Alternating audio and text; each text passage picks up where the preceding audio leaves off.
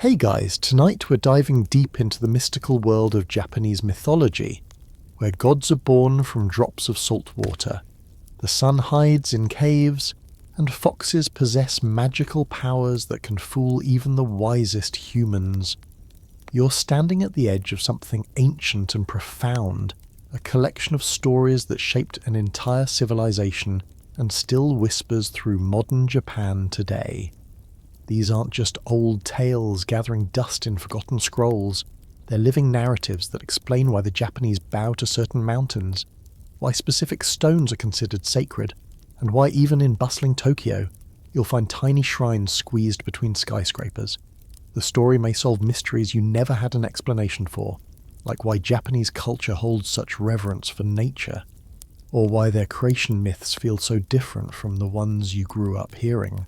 So, before you explore the story with me, please take a moment to help me subscribe to the channel, like and share this video, or maybe leave a comment below, but make sure you do it when you really like what I bring to you. Tell me where you're watching from, what time it is in your corner of the world, or maybe share which mythological creature you're most curious about. Are you a night owl in New York or winding down your evening in London? I'd love to know. Now, let's keep the lights as soft as possible. Turn on the fan for a gentle sound to help the story feel more emotional, and let's embark on tonight's journey together. In the beginning, there was nothing. Not the dramatic nothing of empty space, but true nothingness, no sky, no earth, no up or down. The ancient Japanese called this chaotic void Ametsuchi, heaven and earth undivided. Imagine floating in a place where concepts haven't been born yet, where reality itself is just a possibility waiting to happen. Then, slowly, like oil separating from water, something shifted. The lighter, purer elements drifted upward, forming Takamagahara, the high plane of heaven. The heavier, cloudier bits sank downward. But they hadn't quite solidified into earth yet, just a jellyfish-like mass of potential, drifting in the cosmic soup. From this separation, the first gods spontaneously emerged, not created, not born in any conventional sense. They simply appeared, as if the universe itself needed witnesses. These primordial deities were solitary beings, arriving one by one, then immediately hiding themselves. Historians still argue whether these first gods represent abstract concepts, or if the ancient Japanese truly believed in their independent existence. 7 generations of divine beings came and went, each pair slightly more defined than the last, until finally the cosmos was ready for the gods who would actually do something. Enter Izanagi no Mikoto and Izanami no Mikoto, the 7th generation of gods and the first truly active divine couple. Their names mean he who invites and she who invites, which is adorably polite for deities tasked with creating the entire world. The older gods gathered these two and handed them the Ameno no Hoko, the heavenly jewelled spear, essentially a divine dowsing rod for world building. They stood on the floating bridge of heaven, a celestial structure spanning the gap between the divine realm and the unformed chaos below, and received their assignment to create solid land. You watch as Izanagi plunges the jewelled spear down into the murky brine below. He stirs it around clockwise. The texts insist, because apparently cosmic creation has a preferred direction, and when he lifts it up, brine drips from the tip. These drops don't just fall and disappear, they pile up, solidifying, becoming Onogoro-shima, the self-forming island. It's the first solid thing in existence, a tiny platform of land in an endless sea.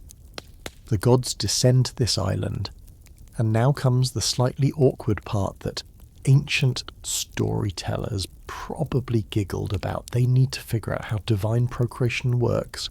Izanagi and Izanami walk around the heavenly pillar they've erected on Onogoro, him going left, her going right. When they meet, Izanami speaks first, expressing her admiration. They unite, and Izanami gives birth to a leech child, a malformed deity that they place in a reed boat and set adrift. The second child is the equally unfortunate Awashima, the island of foam, also considered a failure. Do you remember being told that there's a right way to do things? The gods consult the older deities, who reveal the problem Izanami, the female deity, shouldn't have spoken first. It's a detail that makes modern readers wince, but it reflects the social structures of ancient Japan while also explaining cosmic mistakes through mythology. They try again, this time with Izanagi speaking first. Success. The divine couple proceeds to birth the islands of Japan not metaphorically, but literally giving birth to land masses. First comes Awaji, then Shikoku, Oki, Kyushu, Iki, Tsushima, Sado, and finally Honshu, the main island, 8 islands total, which is why Japan's ancient name, Oyashima, means 8 great islands. After the islands, they birth gods of wind, trees, mountains and plains, 35 deities representing every aspect of the natural world. The seas receive their god, the rivers theirs, even fog gets its own divine patron. But then tragedy strikes in a way that feels almost domestic in its horror. Izanami gives birth to Kagutsuchi, the god of fire. The flames burn her so severely during childbirth that she falls deathly ill. Even as she dies, her body produces more deities her vomit. Feces and urine each become gods of mining, clay and irrigation. It's simultaneously profound and uncomfortable. This idea that even divine suffering creates meaning and purpose. Historians point out that this myth acknowledges the real dangers women faced in childbirth throughout history, elevating that sacrifice to cosmic significance. Izanagi is devastated. He cradles his wife's body, his tears falling and creating yet another deity, Nakisawame, the goddess of lamentation. His grief turns to rage, and he does what any bereaved husband with a divine sword might do. He beheads Kagutsuchi, the fire god whose birth killed his beloved. The blood that drips from his blade creates 16 more gods of volcanoes, mountains, and thunder. Even Kagutsuchi's dismembered body parts transform into 8 mountain deities. Nothing is wasted in Japanese mythology. Every drop of divine essence becomes something meaningful. Here's where the creation story takes its darkest turn, setting up consequences that will ripple through Japanese spirituality forever. Izanagi cannot accept his wife's death. He decides to journey to Yomi, the land of darkness, essentially the underworld, to bring her back. It's a quest born of love but doomed by the fundamental rules of life and death. The Japanese underworld isn't a place of punishment like Christian hell or a grey waiting room like Greek Hades.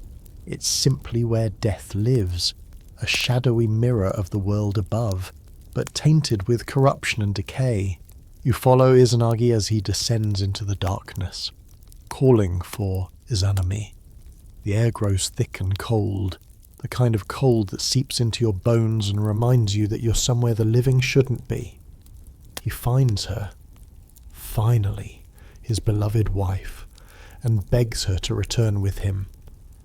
Her voice drifts through the shadows, soft, sad, tinged with something that might be regret or warning. She tells him it's too late. She's already eaten the food of Yomi, the sustenance of the dead, and that simple act has bound her to this realm forever. Historians still argue whether this detail was borrowed from Greek myths of Persephone or developed independently. But the message resonates across cultures. Death transforms you, and some thresholds can't be uncrossed. But Izanami offers a compromise. She'll petition the gods of Yomi for permission to leave, but Izanagi must promise one crucial thing: he cannot look at her until she's ready. It's the oldest test in mythology's playbook.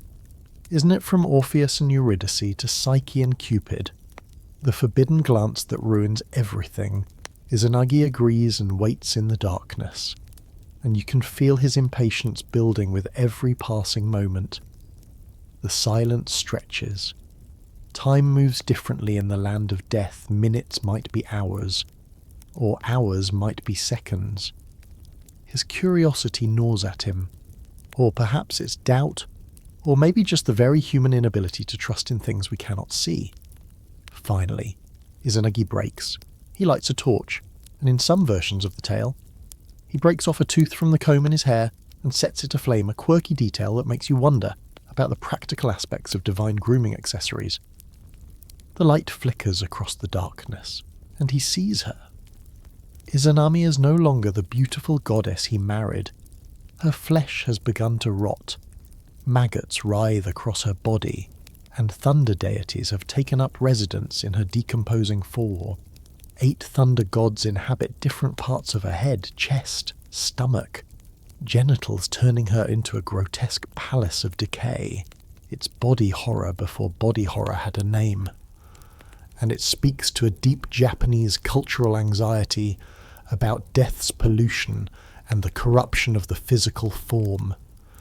Izanami's shriek echoes through Yomi, not a shriek of sadness, but of rage and shame. "You have humiliated me," she cries, and suddenly this isn't a love story anymore, it's a chase scene. She sends the hags of Yomi after him, these twisted female spirits who guard the underworld's borders. Izanagi runs, his divine sandals pounding against the dark ground, and he does something wonderfully strange. He throws his headdress behind him. It transforms into grapes, and the hags stop to devour them. When they resume pursuit, he tosses his comb, which becomes bamboo shoots, buying him more precious seconds. These details feel almost comical. Imagine outrunning death itself with produce, but they also reflect ancient Japanese beliefs about the power of transformation and the sacredness of certain plants. But the hags aren't easily fooled twice. They keep coming. And now Izanami herself joins the hunt, leading an army of 1,500 warriors of Yomi. You can feel Izanagi's terror as he sprints toward the border between the living world and the dead. He reaches Yomotsu Hirasaka, the slope that connects the two realms, and spots peaches growing near the boundary. He pelts his pursuers with 3 peaches, and amazingly, it works. The fruit drives them back, a detail that scholars note reflects the peach's sacred status in Asian cultures, believed to have protective and purifying properties. Even today, peaches appear in Japanese folklore as weapons against evil. Izanagi reaches the boundary and performs the ultimate act of separation. He rolls a massive boulder across the entrance to Yomi, sealing it forever. On opposite sides of this stone, the divine couple face each other one last time. Izanami, furious and heartbroken, makes a terrible vow. "Every day, I will strangle 1,000 people from your world." It's the origin of death itself, the explanation for why humans must die. Izanagi counters with his own promise, "Then every day I will cause 1,500 to be born." And there you have it, the Japanese explanation for why birth slightly outnumbers death, why humanity continues despite mortality's constant presence. It's mathematics as mythology, demographics as divine decree. But Izanagi has a problem now. He's been to Yomi, touched death, breathed its air, and that pollution clings to him like oil. In Shinto belief, spiritual pollution, Kagari, is serious business. Not a moral failing, but a physical contamination that requires cleansing. So Izanagi travels to the mouth of a river, possibly in Kyushu, though the texts aren't specific, and performs misogi, ritual purification through water. He strips off his clothing, and each discarded item becomes a deity. His staff becomes a god. His belt becomes a god. Even his pants become a god. It's excessive, sure, but it emphasizes how every object in divine hands carries potential divinity. Then Izanagi plunges into the water. As he washes, more deities emerge from the dirt and pollution that flows from his body. Gods of misfortune, gods of rectification, gods of the sea, surface and sea bottom, 14 in total from his bathing alone. But the most important moment comes when he washes his face. From his left eye emerges Amaterasu, the radiant sun goddess, destined to become the most important deity in the entire pantheon. From his right eye comes Tsukuyomi, the moon god, cool and mysterious. And from his nose, yes, his nose, which always makes people chuckle, comes Susanoo, the storm god, tempestuous and wild from the moment of his birth. Izanagi looks at these 3 magnificent children and rejoices. He's created many gods, but these 3 are special, the Mihashira no Uzu no Miko. the three noble children, to Amaterasu, he gives the realm of heaven and the title of supreme deity. To Tsukuyomi, he assigns the night and its dominion. To Susanoo, he grants control over the seas and oceans. It's a neat division of cosmic real estate, though as you'll soon discover, not everyone is happy with their inheritance. One fascinating historical note: these three deities don't appear in all versions of Japanese mythology. Some regional variants emphasize different gods entirely, suggesting that Japanese mythology was never as monolithic as later imperial propaganda made it seem. Do you remember how this all started with nothing, with chaos, with potential waiting to become reality? Now you have a complete cosmos, heaven and earth separated, islands formed, death established as an inevitable force, and the greatest gods positioned in their domains. But creation isn't a tidy process with a clear endpoint. Every act of divine generation has consequences. Every separation creates tension, and every gift of power comes with a seed of future conflict. Izanagi himself fades from the narrative after this, having fulfilled his cosmic purpose. Some texts say he ascended to heaven, others that he dwells in a hidden palace, but mostly he just disappears, his role complete. The stage is set now for the real drama to begin, the interactions between these powerful, passionate, deeply flawed deities who will shape not just the physical world, but the spiritual and cultural landscape of Japan for millennia to come. The sun, moon, and storm are siblings, born from the same desperate act of purification, carrying within them both their father's creative power and the shadow of their mother's death. Their story is just beginning, and it's going to get complicated. You stand now in Takamagahara, the high plane of heaven, where Amaterasu reigns in blazing glory.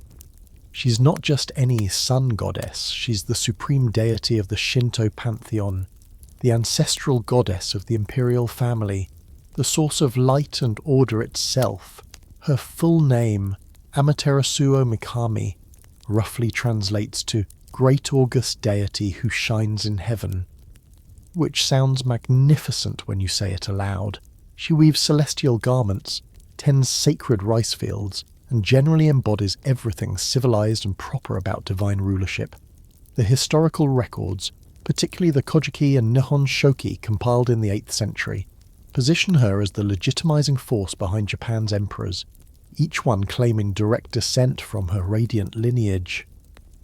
But even the sun can be driven into hiding, and that's exactly what happens in one of Japanese mythology's most famous stories.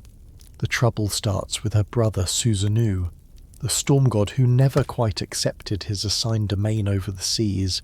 He's temperamental, violent, and prone to tantrums that would make any toddler proud, except his tantrums cause tsunamis and devastate crops. When Izanagi first gave him his role, Susanoo wept and wailed so loudly that his tears dried up rivers and his cries caused mountains to wither. He didn't want the ocean, he wanted to visit his mother Izanami in the underworld, a desire that hints at something melancholic and death-obsessed in his nature. Izanagi, fed up with this crying storm god, banishes Susanoo from heaven. But before leaving, Susanoo decides to visit his sister Amaterasu to say goodbye.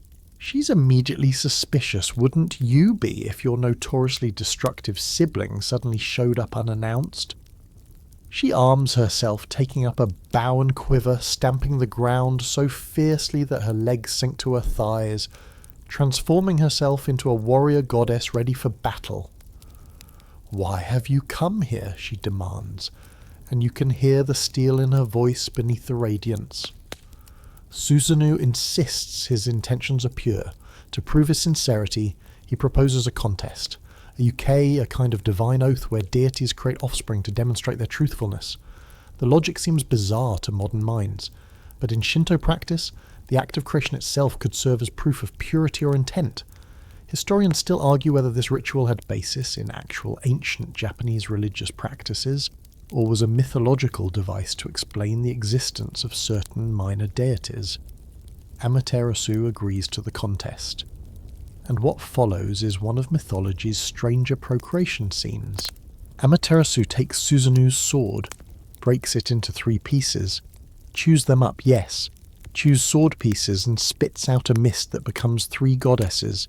Suzanu, not to be outdone, takes the jewels from Amaterasu's hair and necklaces, crunches them between his divine teeth, and exhales a breath that becomes 5 male gods.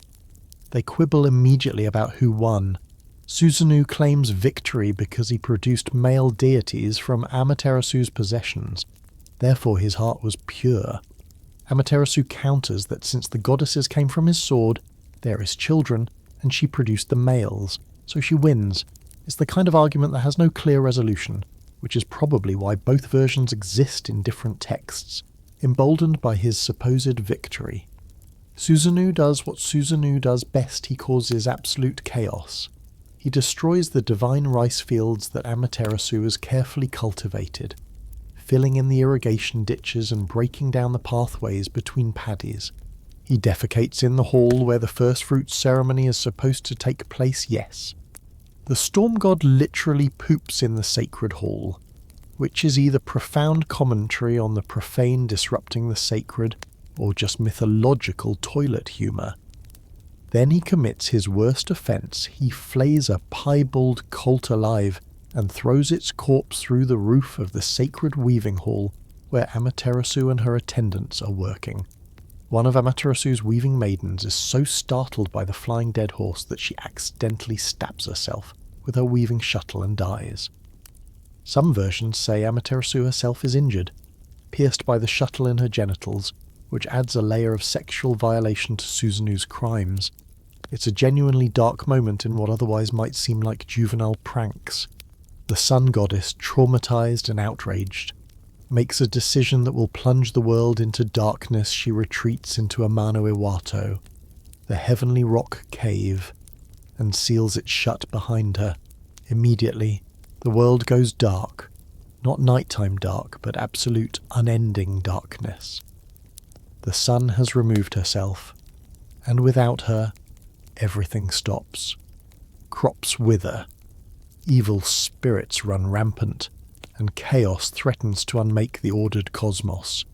The 800 myriad gods Yaoyorozu no Kame, a poetic way of saying countless gods gather in the dry riverbed of heaven to figure out what to do. They're facing an existential crisis. How do you convince the sun to shine again when she's barricaded herself inside a cave out of shame, anger, and grief? This is where Omakun, the god of wisdom and intelligence, comes in clutch. His name literally means combining many thoughts, suggesting he's the collective wisdom of multiple minds. And he devises a plan that's equal parts clever and absurd. The gods gather outside the cave and throw a party. Not just any party, a rager, complete with ritual dancing, loud music, and uproarious laughter. They string jewels in the trees, hang a sacred mirror called Yata no Kagami on a sakeki tree, and prepare offerings.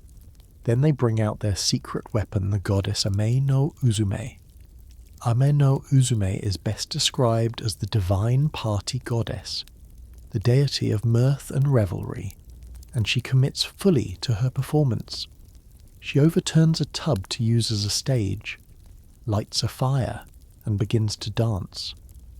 But this isn't a demure, graceful performance. She works herself into an ecstatic frenzy, her clothes loosening and eventually falling away until she's dancing topless, or perhaps entirely naked, depending on which version you read. The gods roar with laughter, their voices echoing across heaven so loudly that even inside her cave, Amaterasu can hear them. The sun goddess's curiosity is piqued.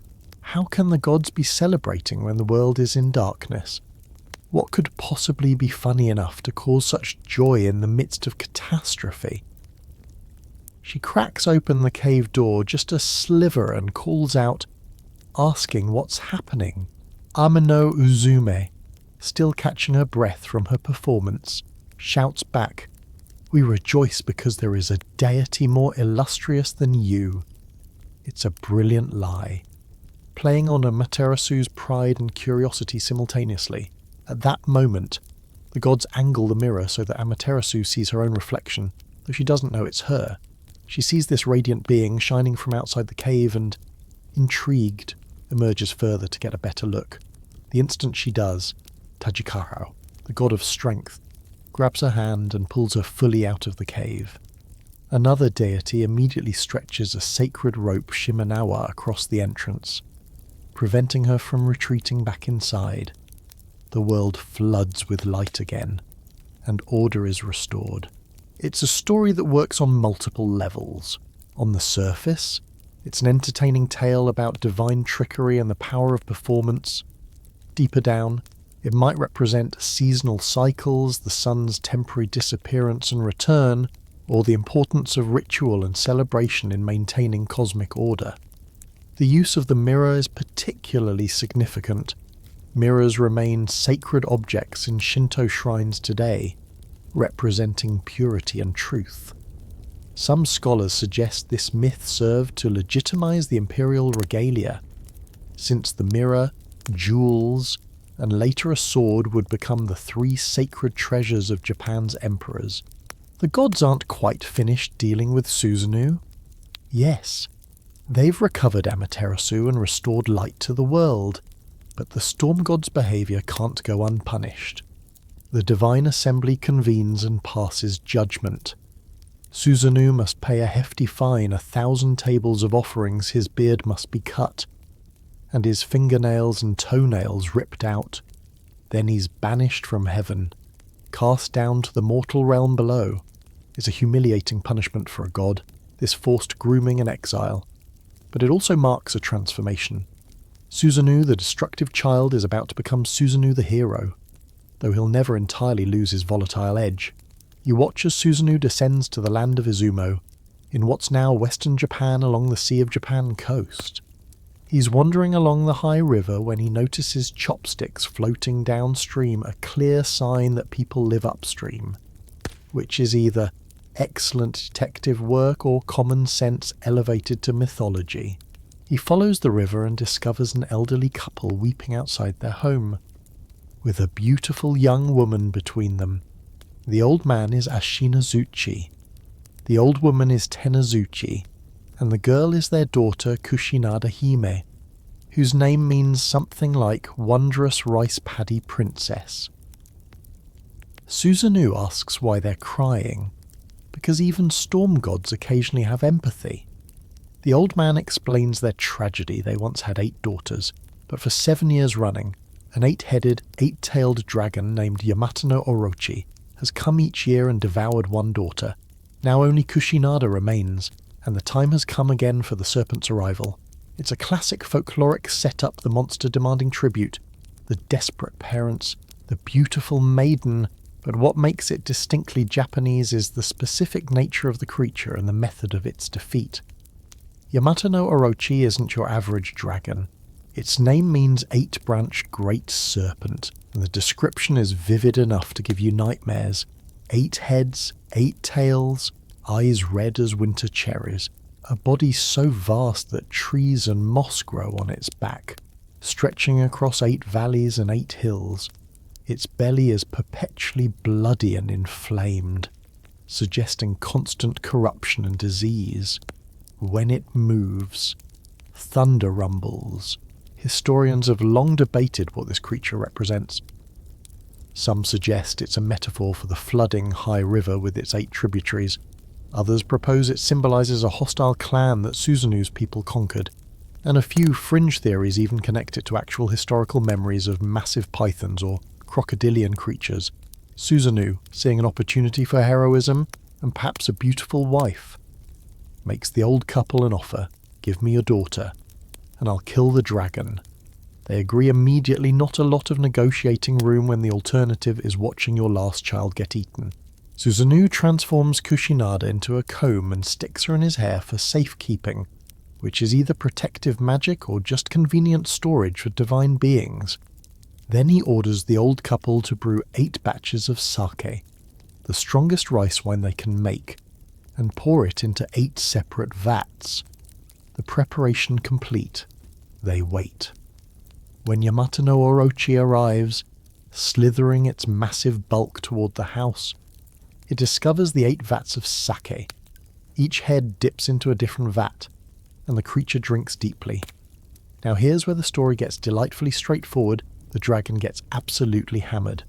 All 8 heads become drunk, and the mighty serpent passes out, snoring with 8 mouths simultaneously. It's a bit anticlimactic, isn't it? This terrifying monster that's devoured 7 women is defeated by alcohol poisoning before the hero even draws his sword. But Susanoo isn't taking chances. While Orochi sleeps off its bender, the storm god draws his sword, the 10-span sword called Totsuka no Tsurugi, and methodically begins hacking the serpent to pieces. He chops and slices, divine blade flashing, until the high river runs red with dragon blood. When he reaches the middle tail, his sword strikes something hard and chips. Curious. Susanoo cuts open the tail and discovers another blade inside a magnificent sword that will come to be known as Kusanagi no Tsurugi, the grass-cutting sword, one of the 3 sacred treasures of Japan. This sword within a dragon detail is fascinating from multiple angles.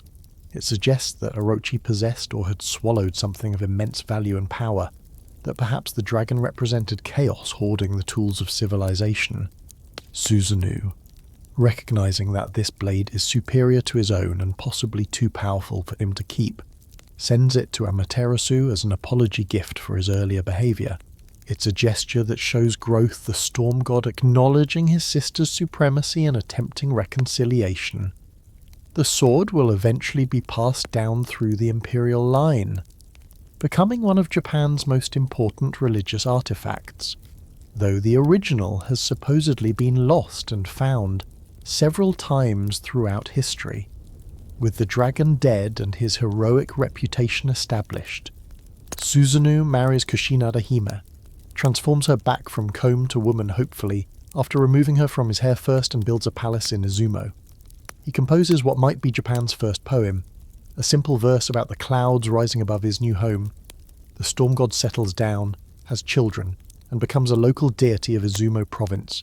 His descendants include Okuninushi, who will become a major deity in his own right, ruling the earthly realm before the heavenly gods claim it. But Susanoo's nature remains complex. He's simultaneously the destructive force that nearly destroyed heaven and the heroic figure who saved a family from a monster. He's the god banished in disgrace who then proves his worth through courage and cunning. This duality makes him one of Japanese mythology's most interesting figures, not purely evil like some trickster gods, not purely good like some cultural heroes, but deeply, messily human in his emotions and actions. He weeps for his mother, rages against his father, torments his sister, then saves innocent people and establishes himself as a founding deity of an entire region. The Izumo region, where Susanoo makes his home, develops its own rich mythological tradition partly separate from the Yamato imperial mythology centered on Amaterasu. Even today, the Izumo Taisha Shrine, one of Japan's oldest and most important shrines, is dedicated to Susanoo's descendant Okuninushi, rather than to Amaterasu's line. This hints at historical political tensions between different regions and clans, each with their own patron deities and origin stories. The eventual dominance of Amaterasu in official mythology probably reflects the Yamato clan's political victory over rival clans, including those of Izumo. Do you remember how Susanoo started his story weeping uncontrollably, refusing his assigned role, getting kicked out of heaven for being an insufferable brat? Now he's a dragon slayer, a husband, a founder of dynasties. It's a remarkable character arc for a deity. This journey from chaos to order, from destruction to creation. Yet he never entirely loses that wild storm god energy. He's been domesticated but not tamed, settled but not truly calm.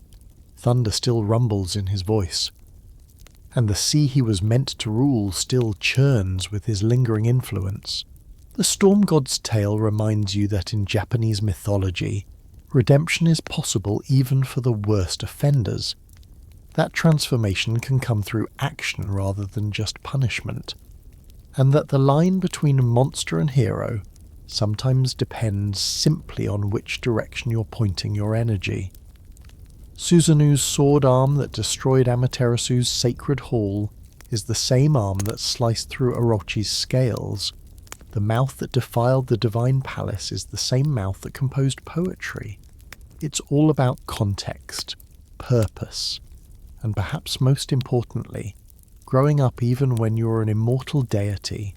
Now let's turn our attention to the quietest, most mysterious of the three noble children, Tsukuyomi no Mikoto, the moon god.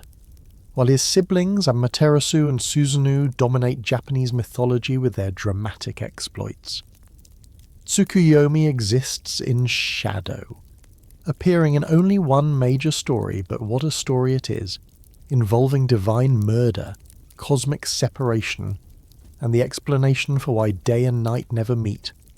His very name is debated among scholars. It might mean moon counting, suggesting his role in marking time, or moon reading, implying divination and prophecy.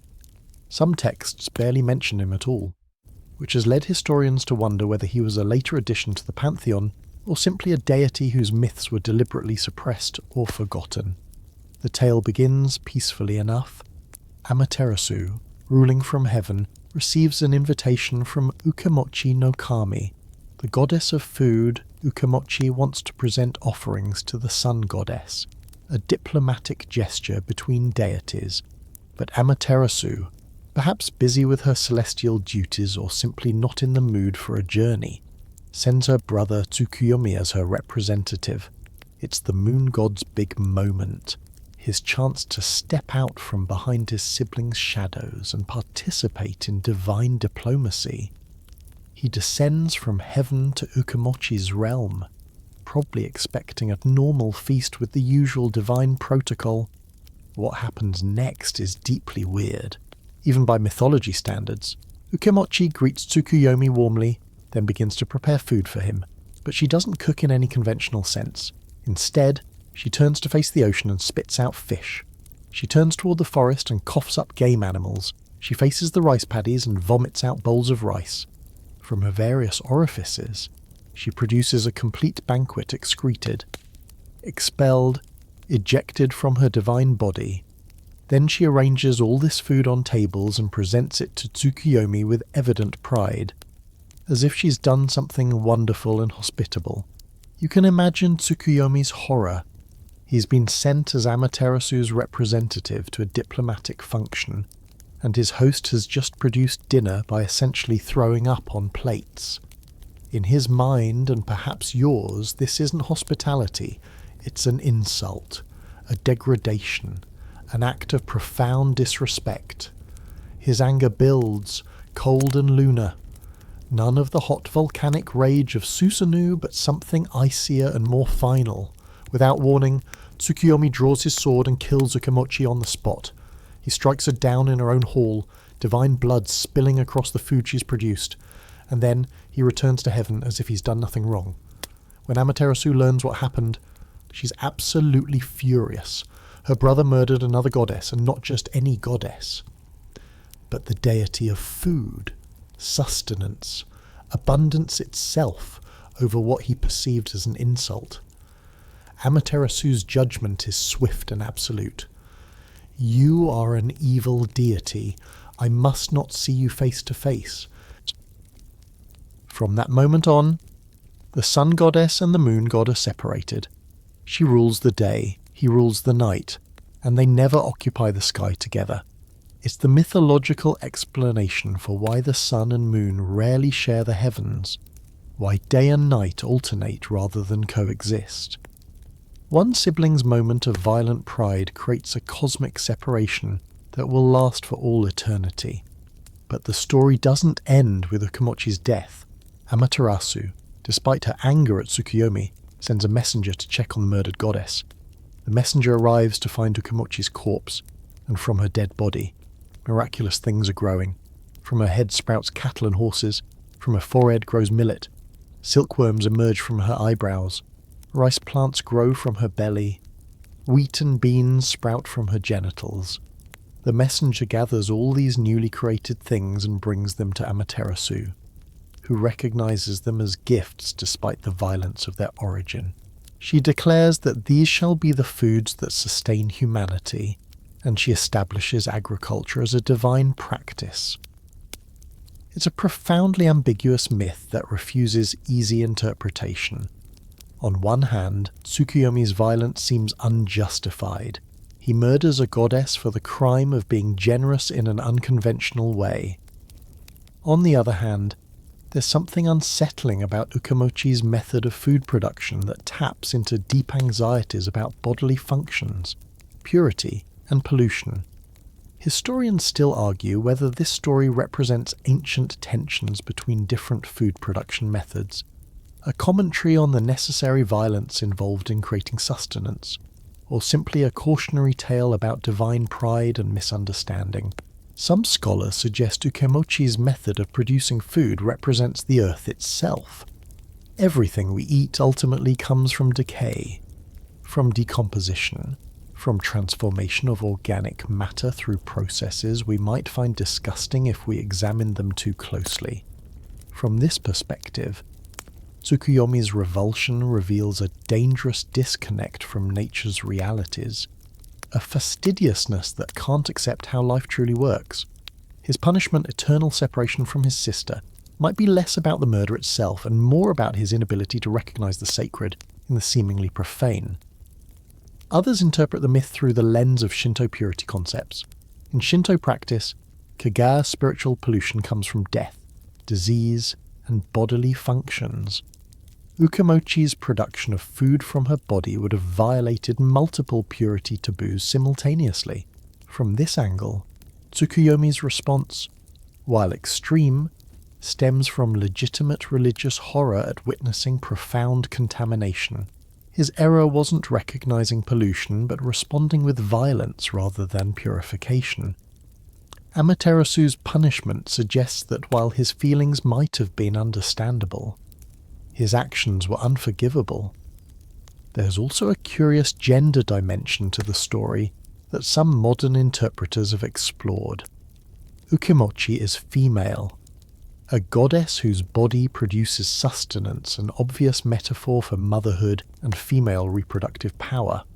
Tsukuyomi's violent rejection of her gift could represent male anxiety about female creative power, about bodies that leak and produce and transform in ways male bodies don't. His sword, that most phallic of weapons, penetrates and destroys the female body that dared to create without asking permission. It's a reading that makes the myth considerably darker and more psychologically complex. What makes Tsukuyomi's story so haunting is how little we see of him afterward. He appears and commits one act of violence, gets banished to eternal night, and then essentially vanishes from mythology. Unlike Susanoo, who gets a redemption arc, Tsukuyomi remains forever the god who made one terrible choice and lost his sister's light forever. There are no other major myths about him, no adventures, no descendants of particular note. He's the might-have-been deity, potential frozen in a single moment of poor judgment. The moon in Japanese culture carries this ambiguity forward, is beautiful but cold, illuminating but distant, associated with poetry and romance but also with loneliness and separation. The moon viewing festivals Tsukimi that remain popular in Japan celebrate lunar beauty while acknowledging its melancholy qualities. You sit outside, observe the autumn moon, eat special dumplings, and reflect on impermanence and distance. It's a practice tinged with the ancient myth of the moon god, who can see his sister's light but never join her in the sky, who rules a realm of beauty built on separation. Do you remember the moment when Tsukuyomi was born from Izanagi's right eye, emerging from the same purification ritual that created his siblings? He was supposed to be Amaterasu's equal, the night to her day, completing the cosmic balance. Instead, he became her absence, the darkness that defines her light by contrast. One act of violence perhaps justified, perhaps not, transformed him from partner to opposite, from companion to exile. The moon passes through the sky alone now, counting the days as his name suggests, reading the heavens from his enforced distance, forever separated from the warmth and brightness of his sister's realm. The stage is set in heaven, but the real action of Japanese mythology is about to shift downward to the messy, fertile, chaotic realm of Earth. You see, while the gods squabbled and created drama in Takamagahara, the earthly realm Ashihara no Nakatsukuni, the central land of reed plains, had been developing on its own. Remember Suzanu's descendants? They'd been busy establishing themselves as rulers down below, particularly Okunanushi, the great landmaster, who had effectively claimed the entire country as his domain. He'd cultivated the land, established order, and created civilization. From heaven's perspective, this was a problem. Amaterasu and the celestial gods decided the earth rightfully belonged to them, or more specifically, to Amaterasu's descendants. This sets up what's essentially a divine real estate dispute with cosmic implications. Amaterasu declares that her grandson, Ninigi no Mikoto, should descend from heaven and rule the earthly realm. But there's that awkward issue of the current management. Okunanushi isn't just going to hand over the keys to the kingdom because some celestial relatives decide they want it. So the heavenly gods attempt negotiation, which in mythology often means sending a series of increasingly aggressive messengers until someone finally agrees to your terms or gets conquered. The first envoy is Ame no Hohi, who descends to Earth, takes one look at how nicely Okunanushi has things set up, and decides he'd rather stay and serve the earthly deity than return to heaven. 3 years pass with no word, which is either a testament to Okunanushi's hospitality or Hohi's betrayal. Depending on your perspective, the heavenly gods send a second messenger, Amano Wakahiko, armed with a divine bow and arrows. He also sides with Okunanushi and, adding insult to injury, marries the earthly god's daughter. 8 years pass. Historians note that these failed negotiations might reflect actual historical resistance to Yamato imperial expansion, with local rulers refusing to acknowledge central authority. Finally, the heavenly gods get serious. They send down Takemikazuchi, a thunder god of war, and Futsunushi, another martial deity, to deliver an ultimatum. These two arrive on the coast of Izumo with swords drawn literal swords, thrust into the surf and sit atop the blades in a display of intimidation that's both impressive and slightly ridiculous when you picture it. Will you yield the land to the heavenly deities, or shall we take it by force, they demand? It's not really a question. It's an offer you can't refuse with divine muscles behind it. Okunanushi, demonstrating the wisdom that made him a successful ruler in the first place, says this decision isn't his alone to make. He defers to his sons. One son, Kotoshiranushi, agrees immediately to the heavenly god's demands. He's either pragmatic or cowardly, depending on how you read it. The other son, Takaminakata, refuses and challenges Takemikazuchi to a contest of strength. They engage in what might be the world's first sumo match, grappling hand to hand. Takemikazuchi's arm transforms into an icicle. Then a sword blade tries getting a grip on that, and he easily overpowers Takeminakata, chasing him all the way to Lake Suwa in the mountains, where the defeated god begs for mercy and agrees to the terms. With his son's positions clear, Okunanushi negotiates the terms of his surrender. He's willing to cede the visible political realm to the heavenly gods.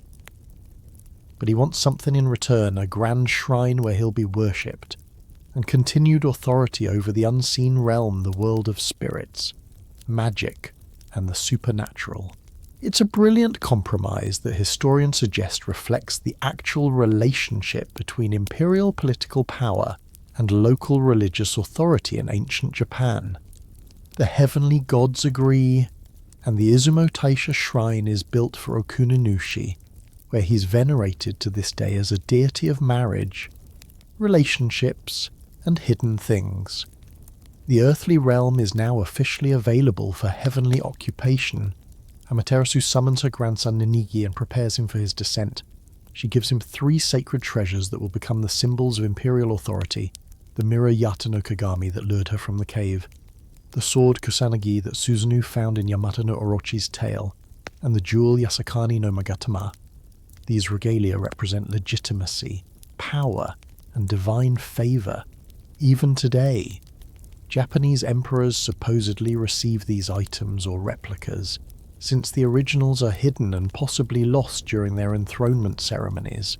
Amaterasu also gives Ninigi specific instructions and a blessing that will echo through Japanese imperial ideology for millennia. This reed plain 1,500 autumns fair Aesir land is the region which my descendants shall be lords of. But Amaterasu adds something more personal, more poignant. Looking at the mirror, she tells Ninigi, "When you look upon this mirror, let it be as if you were looking at me." The mirror becomes not just a symbol, but a presence, a way for the sun goddess to remain with her descendants even as they leave her heavenly realm. It's a touching moment of divine attachment. A grandmother sending her grandchild into the world with a piece of herself to keep him company. Ninigi gathers his entourage, various attendant deities who will serve different functions in the earthly realm, and begins his descent. The journey is called Tensen Korin, the descent of the heavenly grandson, and it's a pivotal moment in Japanese mythology because it bridges the gap between the age of gods and the age of humans. Ninigi isn't entirely divine and isn't entirely mortal. He's the transitional figure, the link in the chain that connects heaven to earth. Gods to emperors, mythology to history. The descent itself is dramatic. Ninigi parts the clouds and looks down, searching for the perfect landing spot. Some versions say he aimed for Takachiho in Kyushu, a mountainous region shrouded in mist. As he descends, he encounters a deity standing at the crossroads of heaven, someone so radiant and strange that even the heavenly gods are unsure who or what it is. This is Saruta Hiko, a local earthly deity with a massive nose, glowing eyes, and a generally intimidating appearance. But despite looking terrifying, Saruta Hiko has come to serve as Ninigi's guide, offering to show him the best routes through the earthly realm. Ame-no-Uzume, yes, the same goddess who performed that legendary striptease to lure Amaterasu from the cave, is sent to communicate with Saruta Hiko. She approaches boldly, and there's a strange chemistry between the mirth goddess and the earthly guide.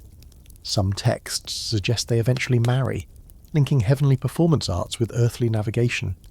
Celestial joy with terrestrial knowledge. It's a minor detail, but it shows how Japanese mythology constantly weaves connections between different divine lineages and functions. Ninigi lands on Earth and begins establishing his rule. One of his first actions is building a palace, creating a physical seat of power from which heavenly authority can radiate across the land. But he's still a god, or mostly a god, and the transition from divine to human requires something more. He needs to engage with mortality, with time, with the aspects of existence that make life on earth different from immortal existence in heaven. That transformation comes through marriage, through the choice of a bride, and through a decision that will have consequences reverberating through every generation of his descendants. Now we need to talk about the things that lurk in the shadows, the creatures that populate Japanese folklore's darker corners, the Oni Tengu, and the vast category of beings collectively called yokai. These aren't gods, exactly. Though some were once human and others possess divine-level power, they're the supernatural wildlife of Japan, the spirits and monsters that explain why certain places feel wrong, why people disappear, why things go bump in the night.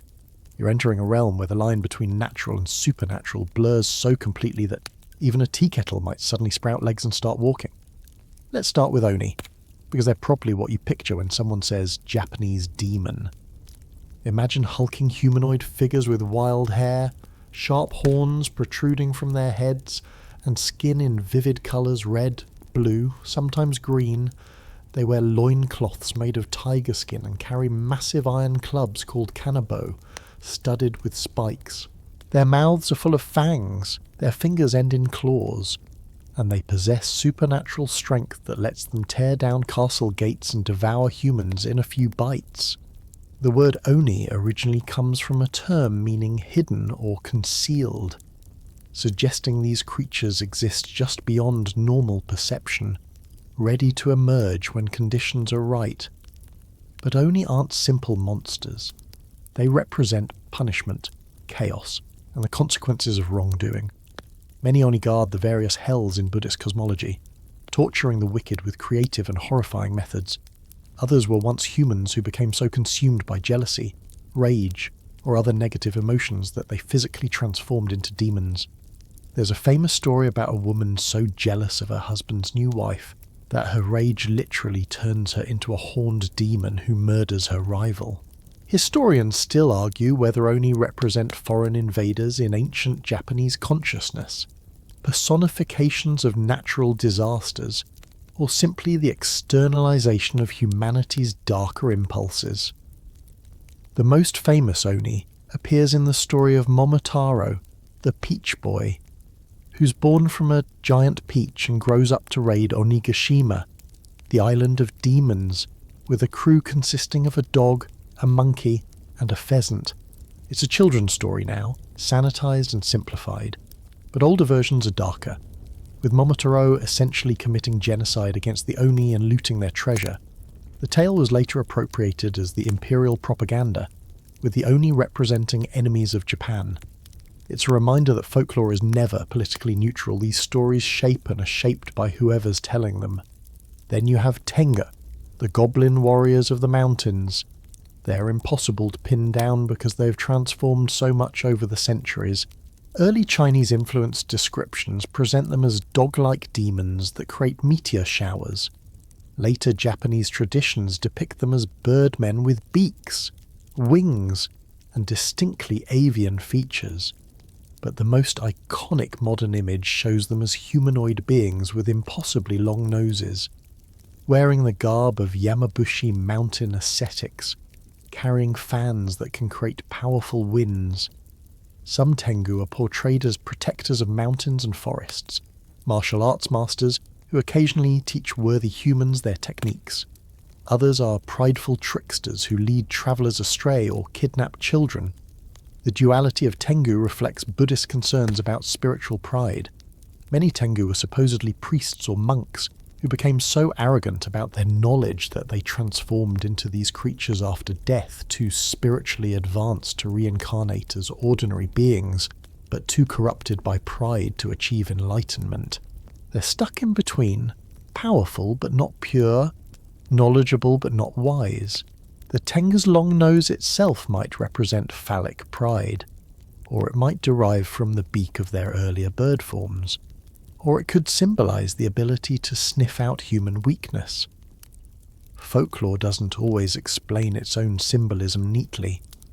Now we enter the wild, sprawling category of yokai, a term that encompasses thousands of supernatural creatures, spirits, and phenomena.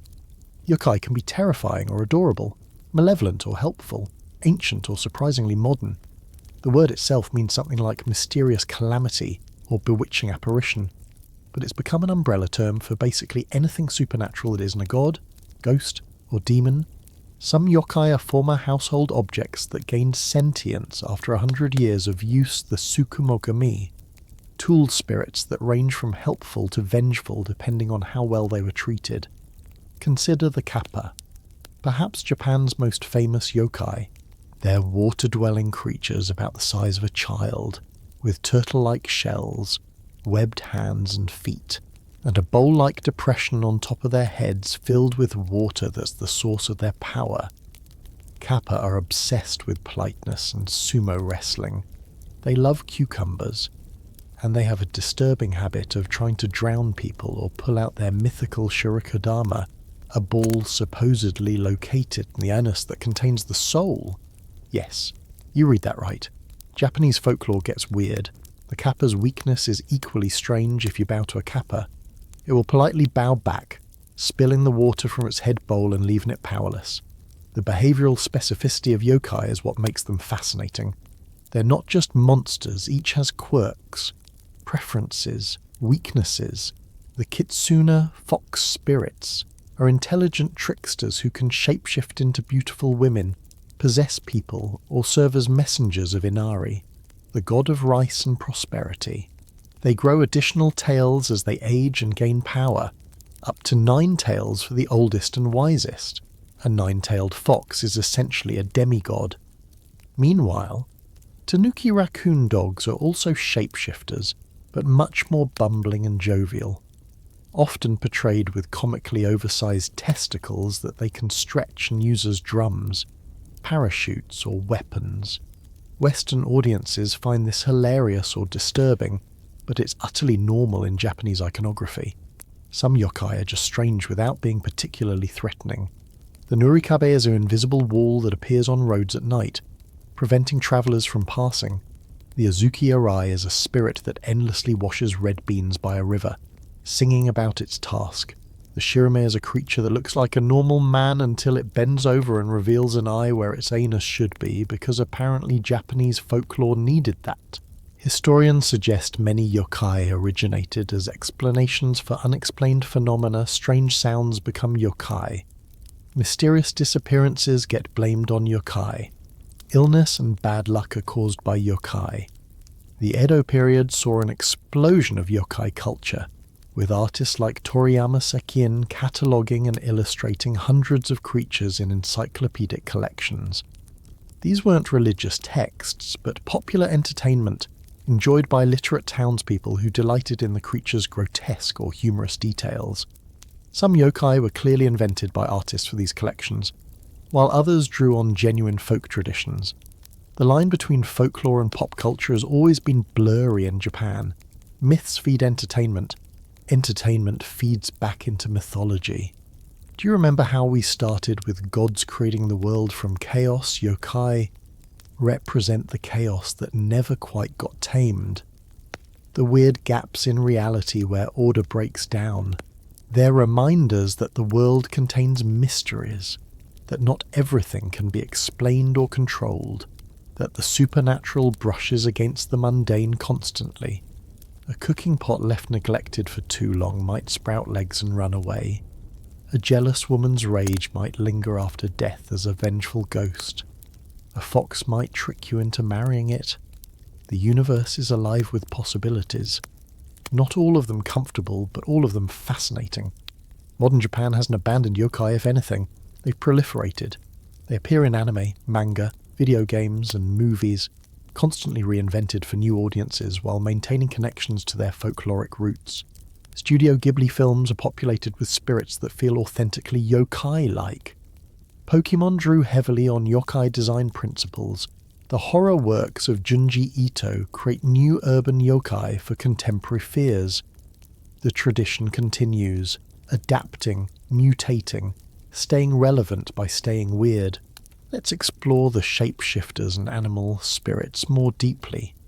Because in Japanese mythology, the boundary between human and animal is delightfully porous.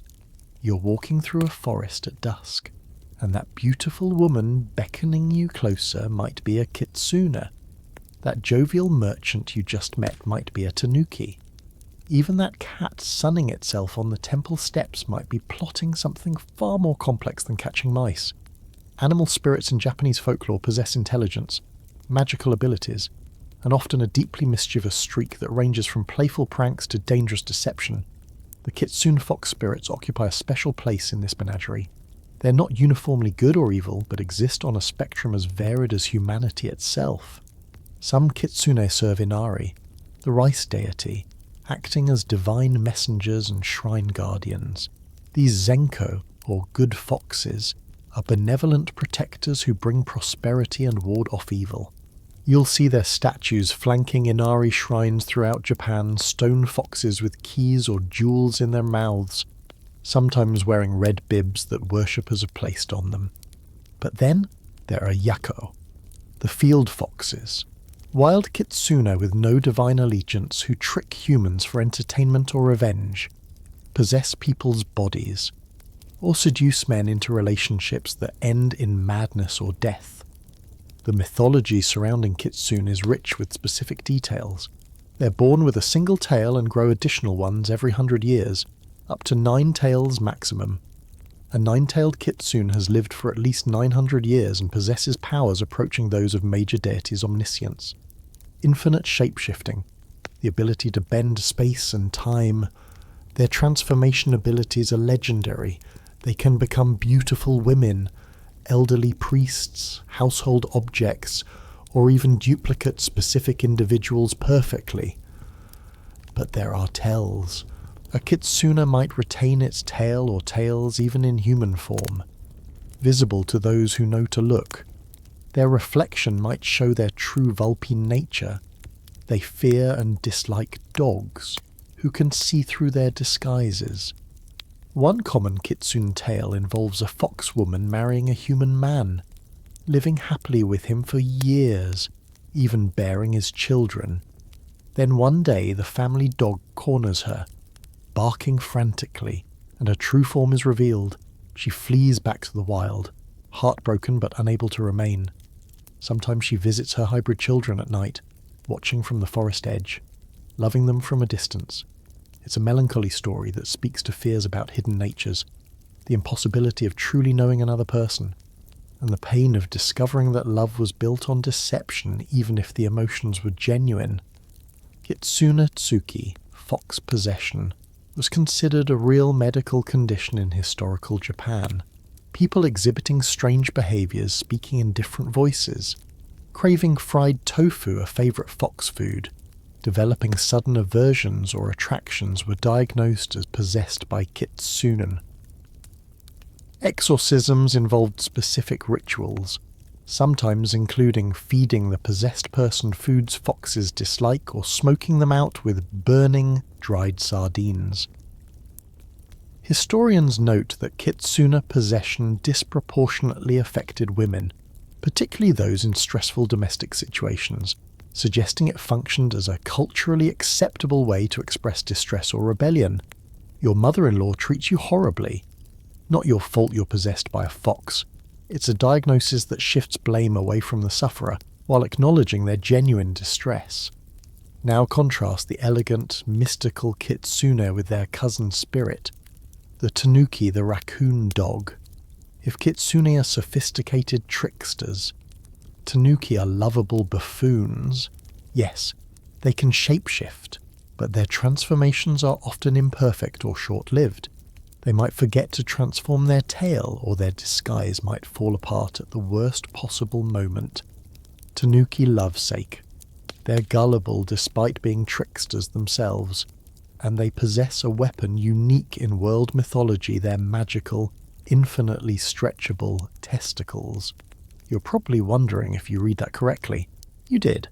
In Japanese folklore and art, tanuki are frequently depicted with comically oversized scrotums that they can manipulate like extra limbs.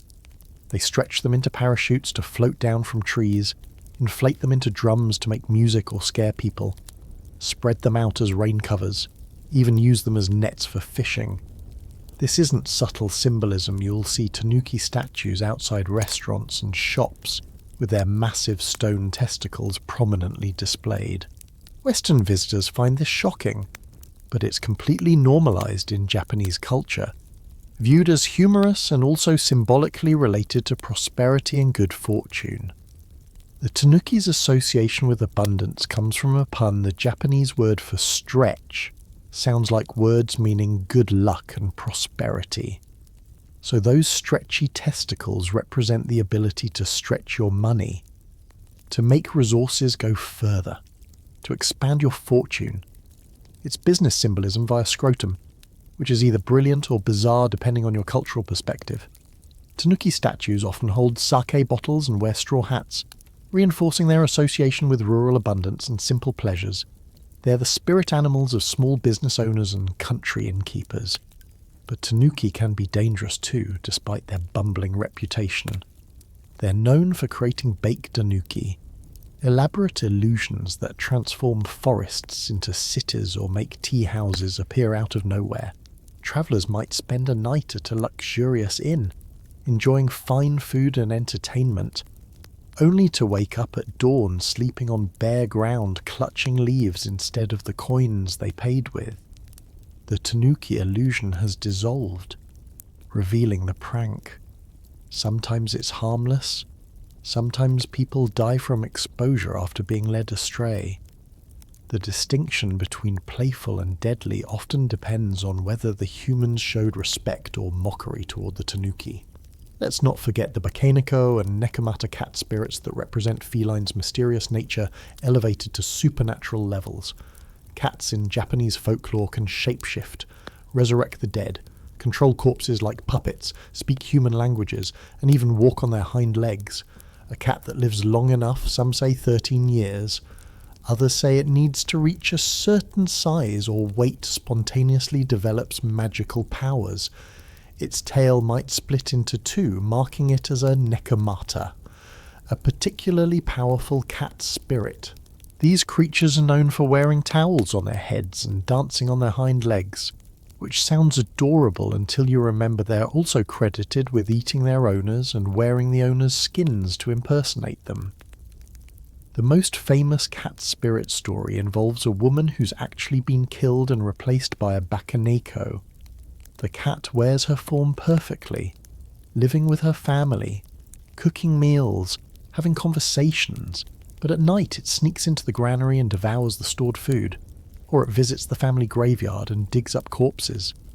Eventually someone notices maybe food disappearing, maybe the woman acting slightly off and the creature is exposed and killed. These stories likely reflect anxieties about domestic cats' predatory nature and their habit of disappearing for hours, returning with that unknowable cat expression. What do cats do when we're not watching? In folklore's answer, probably something supernatural and possibly sinister. Birds, too, have their spirit forms. Karasu tengu, crow tengu, combine the trickster nature of crows with supernatural power. Unlike their long-nosed counterparts, these tengu retain beaks and sometimes wings, serving as messengers between worlds or as warrior monks of the mountain paths. Tsuruba otoshi are spirit creatures that drop from trees onto travellers' heads, exactly what you fear when walking through forests at dusk and hearing rustling above. Even chickens have supernatural variants. The bison is a massive rooster-like creature that breathes cold fire that produces light but no heat, appearing in remote mountain areas and disturbing absolutely no one but frightening everyone who sees it. Do you remember how creation started with gods emerging from chaos? Animal spirits represent a different kind of emergence, the natural world developing its own consciousness, its own agency, independent of divine creation or human control. They're reminders that animals aren't just resources or background scenery, but beings with their own mysterious interiority. When you meet a fox at a crossroads, or hear strange sounds from the forest, you're encountering something that exists in the liminal space between the mundane and the magical, and you'd better show respect because you never know which side of that boundary you're actually dealing with. The dragons of Japanese mythology deserve their own attention because they're fundamentally different from the treasure hoarding, maiden kidnapping monsters of European fairy tales. You're not looking at a fire-breathing villain here, but at divine serpents associated with water, wisdom, and imperial power. Japanese dragons Ryu are more serpentine than their western cousins, with long-scaled bodies, 4 legs ending in eagle-like talons, whiskers flowing from their snouts, and horns branching from their heads. They don't have wings, yet they fly effortlessly through clouds and water alike, moving between elements as easily as you move between rooms in your house. These dragons are fundamentally aquatic creatures. They live in palaces beneath the sea, in the depths of lakes, or coiled within waterfalls. They control rain, rivers, and the tides themselves. A dragon's mood can determine whether crops flourish or villages flood, whether ships sail safely or sink beneath sudden storms. This connection to water makes them essential rather than antagonistic. Farmers pray to dragons for rain during droughts. Coastal communities leave offerings to ensure safe passage, and emperors claim dragon ancestry to legitimize their rule over the islands. The dragon isn't the problem to be solved, it's the power to be negotiated with, respected, sometimes even partnered with. Ryujin, the dragon god of the sea, rules from his palace Ryugujo at the ocean's bottom. The palace is built from red and white coral, the halls decorated with precious gems, and time moves differently there. A day in the human world might be mere minutes in the Dragon King's domain, or vice versa. The most famous story involving Ryujin concerns a fisherman named Urashima Taro who saves a turtle from torment by children. The turtle, grateful, reveals itself as the Dragon King's daughter and takes Urashima to the underwater palace where he is entertained lavishly for what feels like 3 days. When he returns to the surface, 300 years have passed.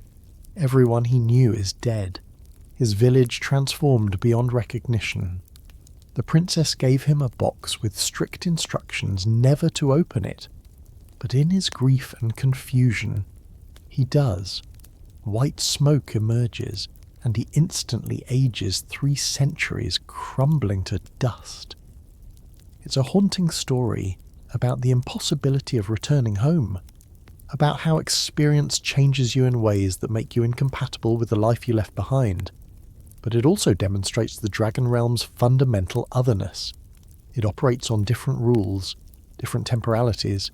Humans who venture there might be honoured guests or might be trapped in temporal loops they don't understand until it's too late. Historians suggest this tale might encode warnings about the dangers of pursuing pleasure or luxury at the expense of duty. Or perhaps it reflects anxieties about fishermen lost at sea whose families never learned what happened to them. Dragons also appear as guardians and gift-givers in mythology. The tide jewels Kanju and Manju controlled the ocean's movements and were gifts from Ryujin to Huri, another divine ancestor of the imperial line. With these jewels, Huri could raise or lower the seas at will, defeating his enemies by flooding them or stranding their ships. These jewels supposedly became part of the imperial regalia, though they're less famous than the mirror, sword, and comma-shaped jewel. Even today, the Japanese imperial family maintains the chrysanthemum throne, but legends whisper that their true power stems from ancient compacts with dragon gods. Not all dragons are benevolent or even neutral.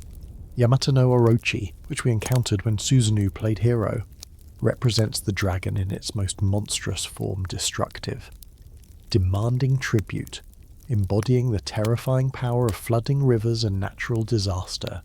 But even Orochi held treasure in its body, that sacred sword Kusanagi, suggesting that even destructive dragons contain within them something precious and necessary. The dragon isn't purely good or evil, but is power itself, which becomes beneficial or harmful depending on how it's approached and what circumstances surround it. Chinese influence heavily shapes Japanese dragon mythology, which makes sense given how much cultural exchange occurred over centuries. The Chinese lung dragon, associated with emperors and cosmic order, provided the template, but Japanese dragons developed their own characteristics. They're often more localized, tied to specific bodies of water rather than serving as universal cosmic forces. You'll find stories about the dragon of Lake Biwa, or the dragon that lives in a particular waterfall, each with its own personality and preferences for offerings. This specificity makes them feel more accessible, more like powerful neighbours than abstract cosmic entities. Naga, the serpent deities from Hindu and Buddhist mythology, merged with native Japanese dragon concepts when Buddhism arrived. These beings guard Buddhist temples and sacred texts, appearing in artwork and statuary as protectors of the Dharma. The syncretic blend created dragons that could be simultaneously Shinto water gods, Buddhist guardians, and Taoist symbols of transformation. Japanese mythology has always been remarkably accommodating of different traditions, letting them coexist and cross-pollinate rather than demanding doctrinal purity. Sea serpents distinct from dragons also populate the waters around Japan. The Izanade is a shark-like creature with a hook-covered tail that drags swimmers to the depths. The Akuchi is a sea monster so massive that when ships encounter it, they spend hours sailing past its body, mistaking it for a coastline. Sailors who don't properly clean the oil that drips from the Akuchi's skin onto their decks will find their ships sinking. These creatures reflect the real dangers of maritime life in a nation whose existence depends on the sea fishing. Trade, communication between islands all require venturing onto waters that hide innumerable threats beneath their surfaces. Dragons in modern Japanese culture retain their mystique and power. They appear in everything from high art to popular entertainment, from temple architecture to anime. The dragon remains a symbol of strength, wisdom, and natural power, not something to be slain but something to be respected, learned from, or if you're very lucky, aided by.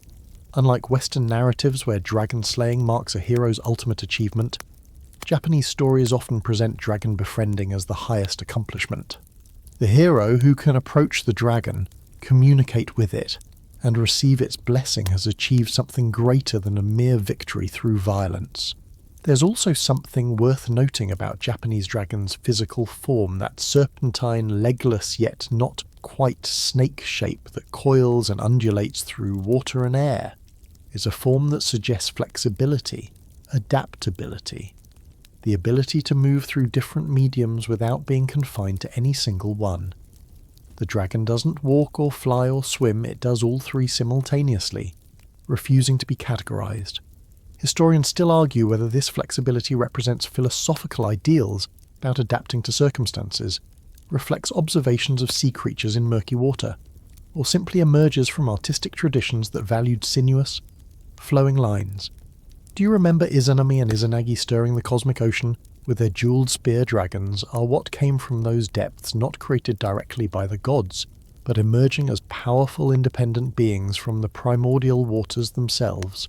They predate many of the conflicts and concerns of the divine realm, existing as fundamental forces that even gods must acknowledge and work with rather than command. When Susanoo pulled Kusanagi from Orochi's body, he didn't conquer the dragon's power, he inherited it, carried it forward, eventually passed it to his sister's lineage. The dragon's power continues, transformed but not diminished, flowing through the imperial line like water seeking its course. Now we descend into the realm that haunts every mythology, the afterlife, the land of death, the place where souls journey when bodies fail.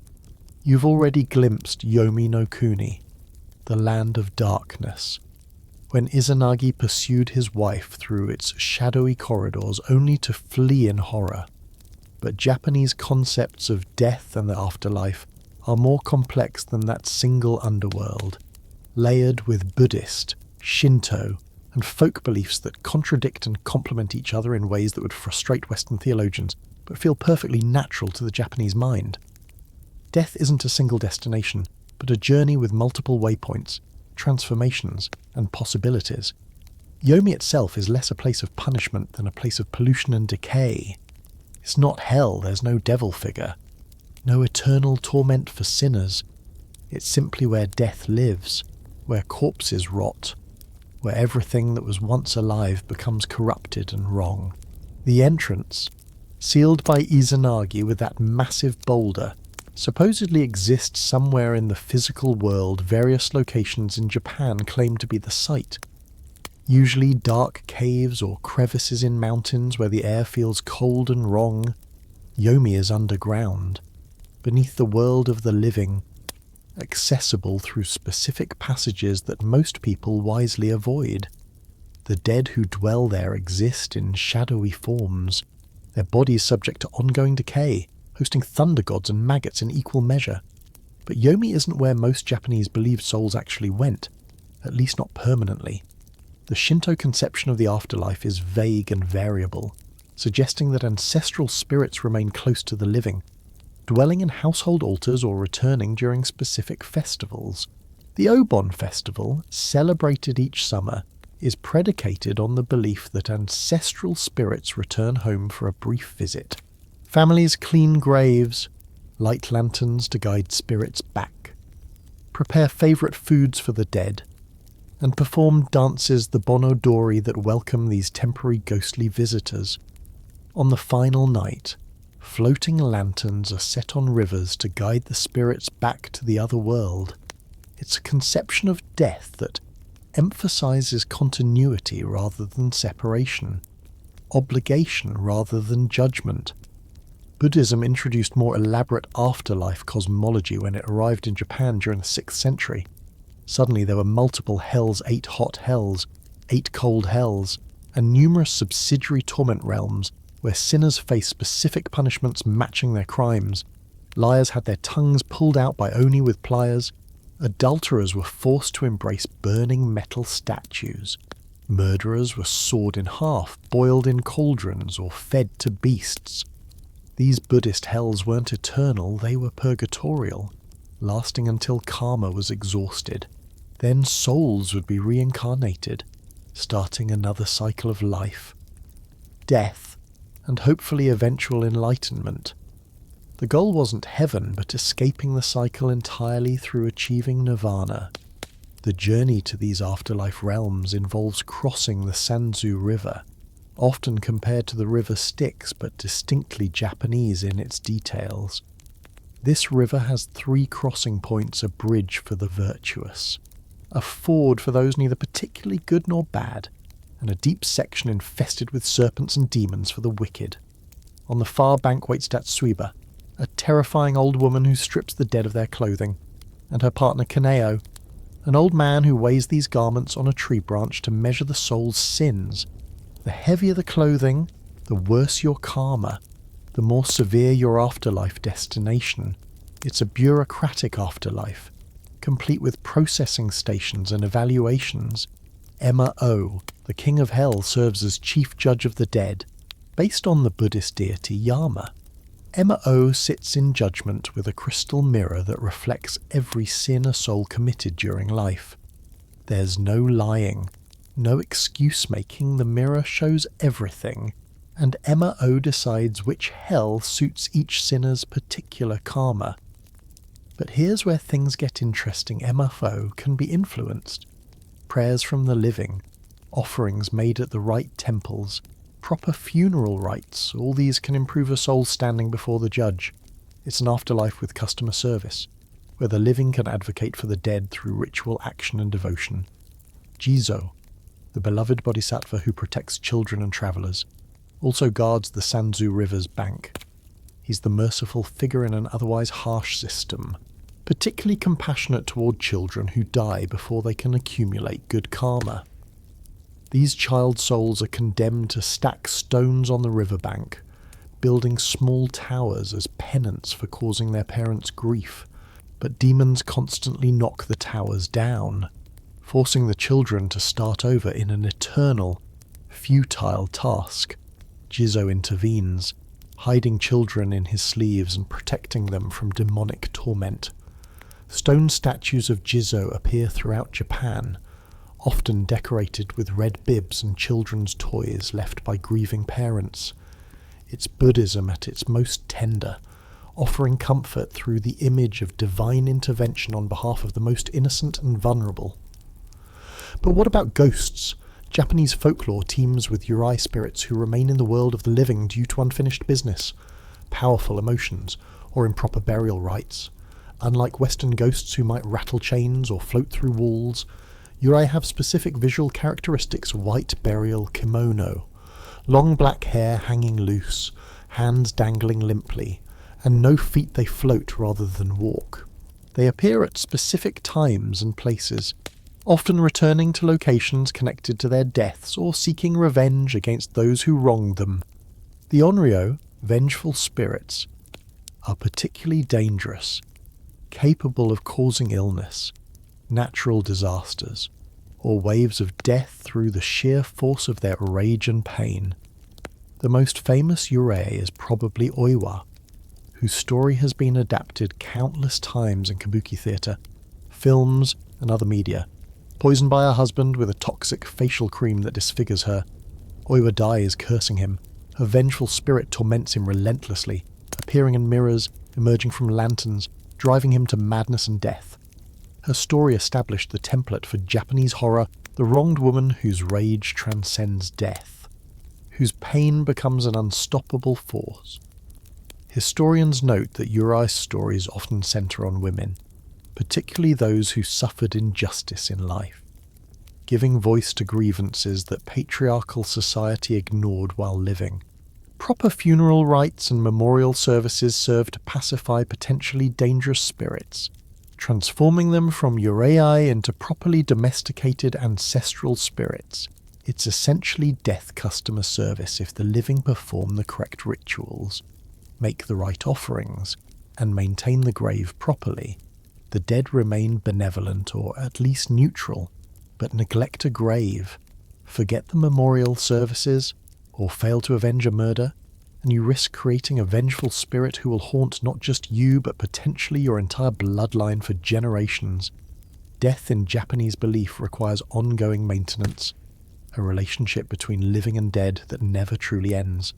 Do you remember Izanami's vow to kill 1,000 people daily? That curse established death as an inescapable part of existence. But Japanese afterlife beliefs soften it by maintaining connections between worlds. The dead aren't gone, they're relocated, transformed, still accessible through ritual and remembrance. Even urei, as terrifying as they are, represent the persistence of identity and emotion beyond physical death. The boundary between living and dead is real but permeable, enforced but regularly crossed, final but somehow negotiable through proper action and sincere devotion. You're standing now at the heart of what makes Japanese spirituality unique, the concept of kami, which translates poorly into any other language because it encompasses something broader and stranger than God or spirit suggests.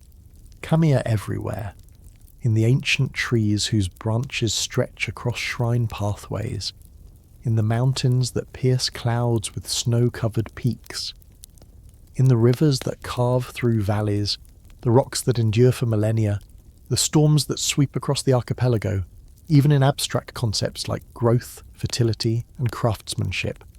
Kami aren't separate from nature, they are nature's consciousness, its sacred dimension, the divine essence that permeates absolutely everything.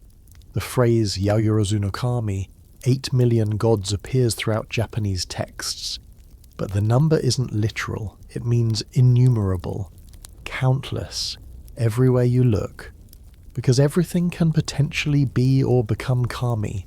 That magnificent 1,000-year-old cedar tree, definitely kami. That oddly shaped rock jutting from the hillside, probably kami. The waterfall that never freezes even in deepest winter, absolutely kami. Even manufactured objects can develop kami nature if they are old enough, well-crafted enough, or significant enough to the community. The sword a samurai carried for decades, the cooking pot a family used for generations, the writing brush a famous calligrapher wielded all might house or become kami. This animistic worldview predates Buddhism's arrival in Japan, emerging from indigenous beliefs that recognize sanctity in the natural world. Early Japanese people observed that certain places felt different, more powerful, more dangerous, more numinous. A grove where the light falls strangely, a cave from which cold wind perpetually blows, a mountain whose peak remains hidden in clouds. These places weren't just geographically significant, they were spiritually active, home to presences that demanded respect and negotiation. The shimmering are those thick, twisted ropes you see marking sacred spaces, and shide, the zigzag paper strips, serve as boundaries, announcing kami dwells here. Show respect. But kami aren't uniformly benevolent. Some kami are gentle protectors, guardians who watch over specific communities or families. Others are wild and dangerous, prone to violence if disrespected, or simply too powerful for humans to safely approach. Aramatama refers to the rough, violent aspect of kami, their capacity for destruction, their unpredictable wrath. Nigimitama is the peaceful, harmonious aspect, their blessing and favour. Most kami possess both aspects, shifting between them depending on circumstances, seasons, or how they are approached. It's not that there are good kami and bad kami, there are kami in good moods and bad moods. Properly respected kami and insulted kami. Kami whose nature aligns with human needs, and kami whose nature is fundamentally alien to human concerns. Mountains are particularly important as kami dwelling places. Mount Fuji isn't just Japan's tallest and most iconic peak, it's a kami itself. A goddess named Konohana Sakuya Hime in some traditions. Pilgrims climb Fuji not for sport but as an act of devotion, ascending through multiple shrine gates that mark progress toward the sacred summit. Mount Ontake, Mount Tateyama, Mount Hakusen, each major mountain has its own spiritual significance, its own associated deities or nature spirits. Historians still argue whether mountain worship emerged independently in Japan or was influenced by Chinese Taoist traditions. But the practice remains distinctly Japanese in its execution and emotional tenor. Sacred groves Chinju no Mori surround many Shinto shrines, serving as buffers between the human and divine realms. These forests are left untouched, allowed to grow wild, forbidden to logging or development. Walking through them, you feel the air change, become heavier or lighter, thick with presence. The trees themselves might be centuries old, wrapped in shimanoa to mark their sacred status. Some groves contain trees with trunks so massive that multiple adults linking hands can't encircle them. These aren't just old trees, they're witnesses to history, survivors of countless storms and seasons, deserving reverence simply for enduring. Water. 2. Teems with kami. Every spring, stream, river, and waterfall potentially houses divine presence. This is why purification mythology involves running water. Washing your hands and rinsing your mouth at Shrine Temizuya isn't just hygiene, it's spiritual cleansing. Using water's inherent purity to wash away mundane pollution before approaching sacred space. Some people still practice full-body mythology, standing under freezing waterfalls in acts of devotion and purification that look like torture but feel like communion to practitioners. The kami of water are ancient, predating most named deities, representing life's fundamental requirements. Even rice, inextricably tied to Japanese culture and survival, has its kami. Inari, whom we've mentioned before, is worshipped at thousands of shrines throughout Japan, more than any other deity. The red torii gates that snake up hillsides in photogenic rows, those lead to Inari shrines. The fox statues, Inari's messengers. But Inari itself is complex, sometimes depicted as male, sometimes female, sometimes as 3 deities, sometimes as 5. Inari represents rice, fertility, prosperity, foxes, swords, and according to some interpretations, pretty much anything anyone has ever associated with the deity over centuries of worship. It's kami as accumulation, as community projection, as whatever people need it to be. The household contains kami too.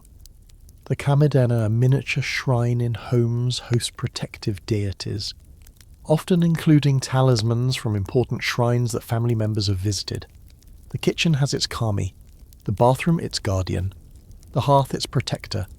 These aren't imaginary friends, they're recognised presences that receive daily acknowledgement through small gestures, a brief bow, a soft word, keeping spaces clean and respectful. It transforms everyday spaces into ongoing relationships with sacred forces, making spirituality domestic and immediate rather than distant and formal. Seasonal kami mark time's passage. Spring's kami bring cherry blossoms and renewal. Autumn's kami bring harvest and preparation for winter. These aren't metaphors, they're explanations for why the world transforms predictably, why certain feelings and associations accompany particular seasons. When cherry blossoms bloom in overwhelming profusion for just 2 weeks before falling, that's kami expressing itself through nature's beauty and impermanence. The whole nation participates in hanami, flower viewing, not just for aesthetics, but as an act of seasonal communion with divine manifestation. Do you remember how everything started with God's creating form from formlessness? Kami represent the persistence of that creative force, the ongoing divinity that never fully condensed into separate, distinct deities, but instead dispersed throughout creation. Every kami is a localized expression of the same fundamental sacredness that birthed the cosmos. The 8 million kami aren't 8 million separate gods competing for worship. There are 8 million ways of encountering the sacred. 8 million doors into the same essential mystery. Understanding this transforms how you move through the world. That's not just a beautiful tree that's a kami. That's not just a mountain that's a deity older than your civilization. Show respect, pay attention, notice. The world is alive with presences, and acknowledging them changes everything. Now we reach one of the most fascinating transformations in religious history, the arrival of Buddhism in Japan during the 6th century, and its eventual merger with native Shinto beliefs to create something entirely new.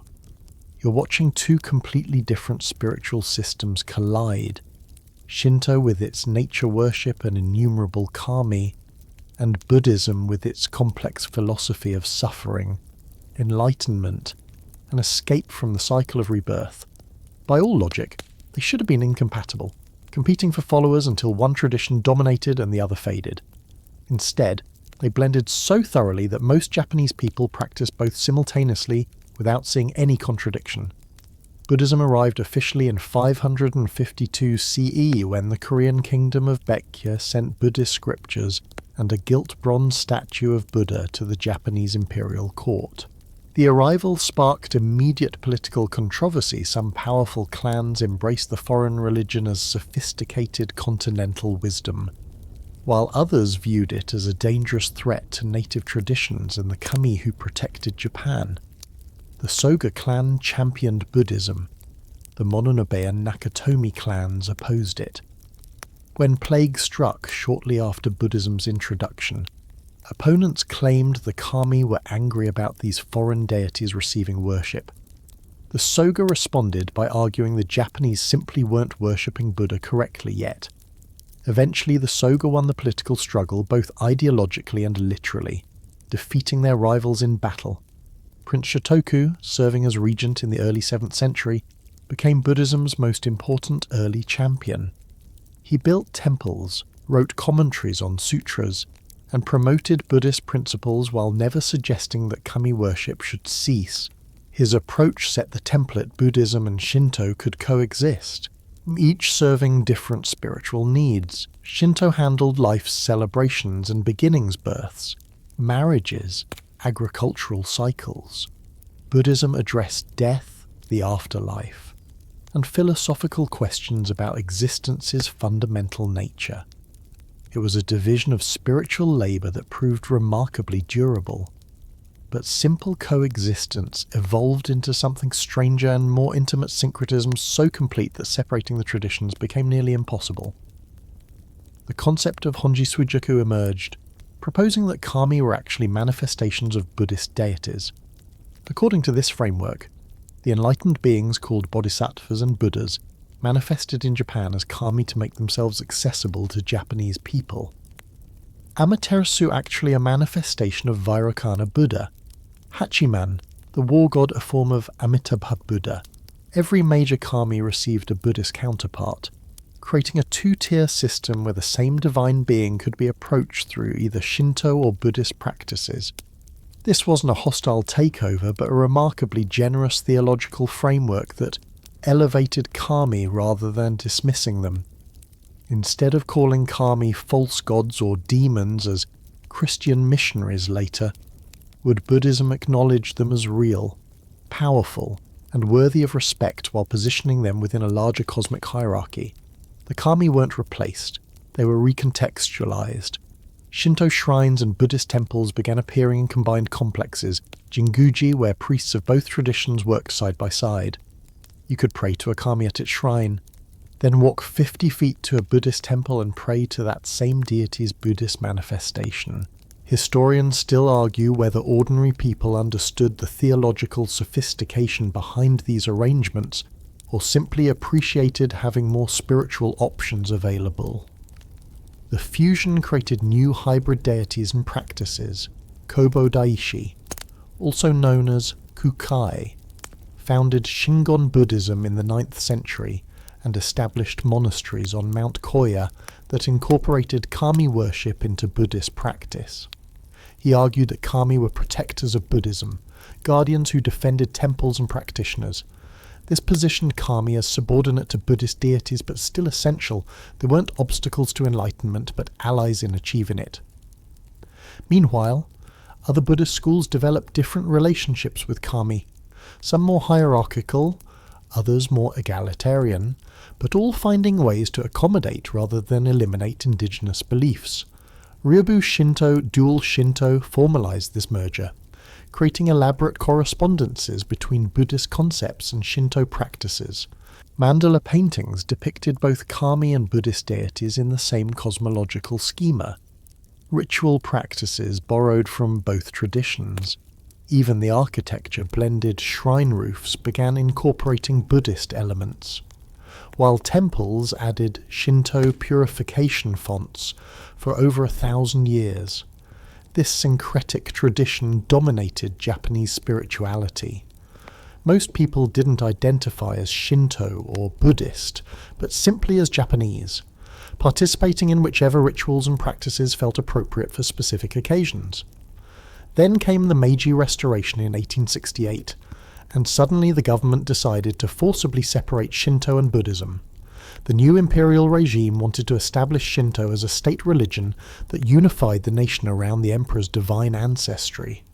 They issued Shinbutsu Bunri edicts, orders separating kami and Buddhas requiring temples and shrines to divorce, forcing communities to choose whether their sacred sites were Shinto or Buddhist, not both.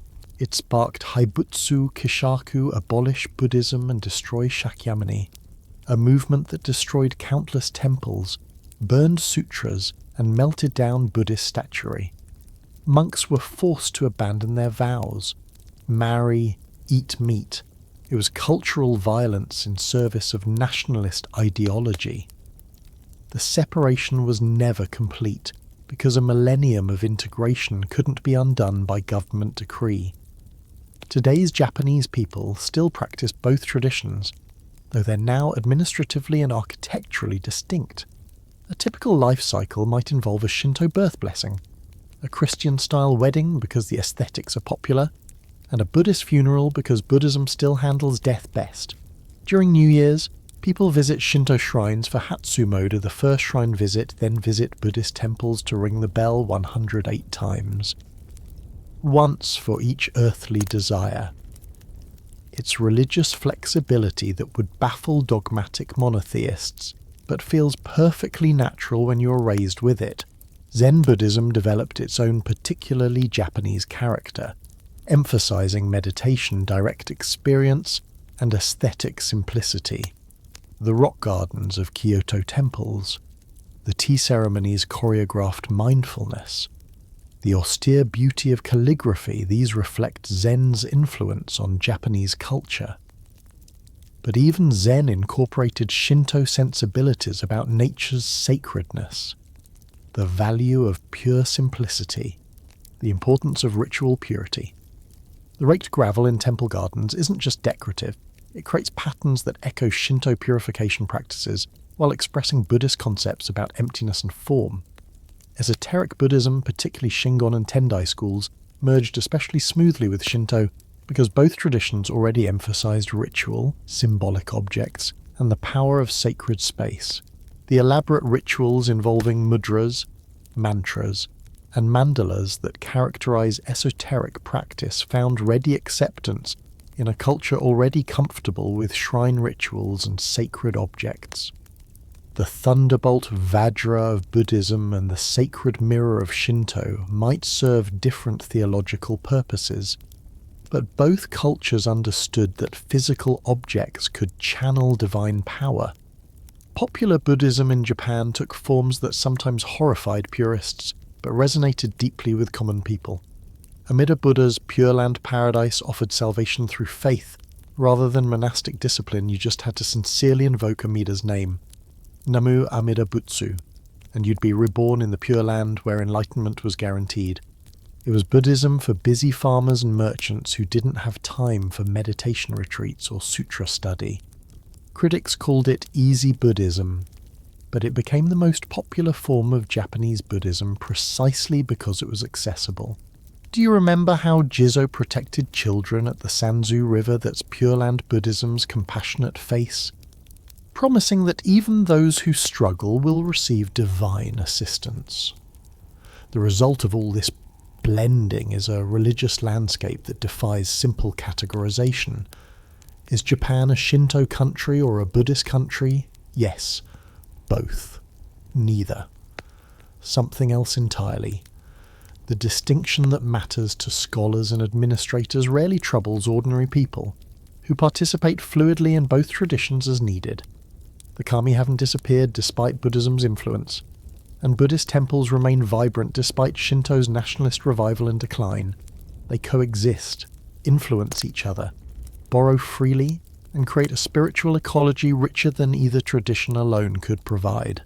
Let's turn our attention to the heroes and emperors who bridge mythology and history. Those figures who might have been real people transformed by legend, or might be entirely mythological but serve as founding ancestors regardless. You're entering the murky zone where cosmic deities give way to semi-divine warriors, where supernatural birth stories meet historical chronicles, where every great clan traces its lineage back to gods and expects you to believe it. This is where mythology becomes political, where stories legitimize power, where claiming descent from Amaterasu means claiming the right to rule all of Japan.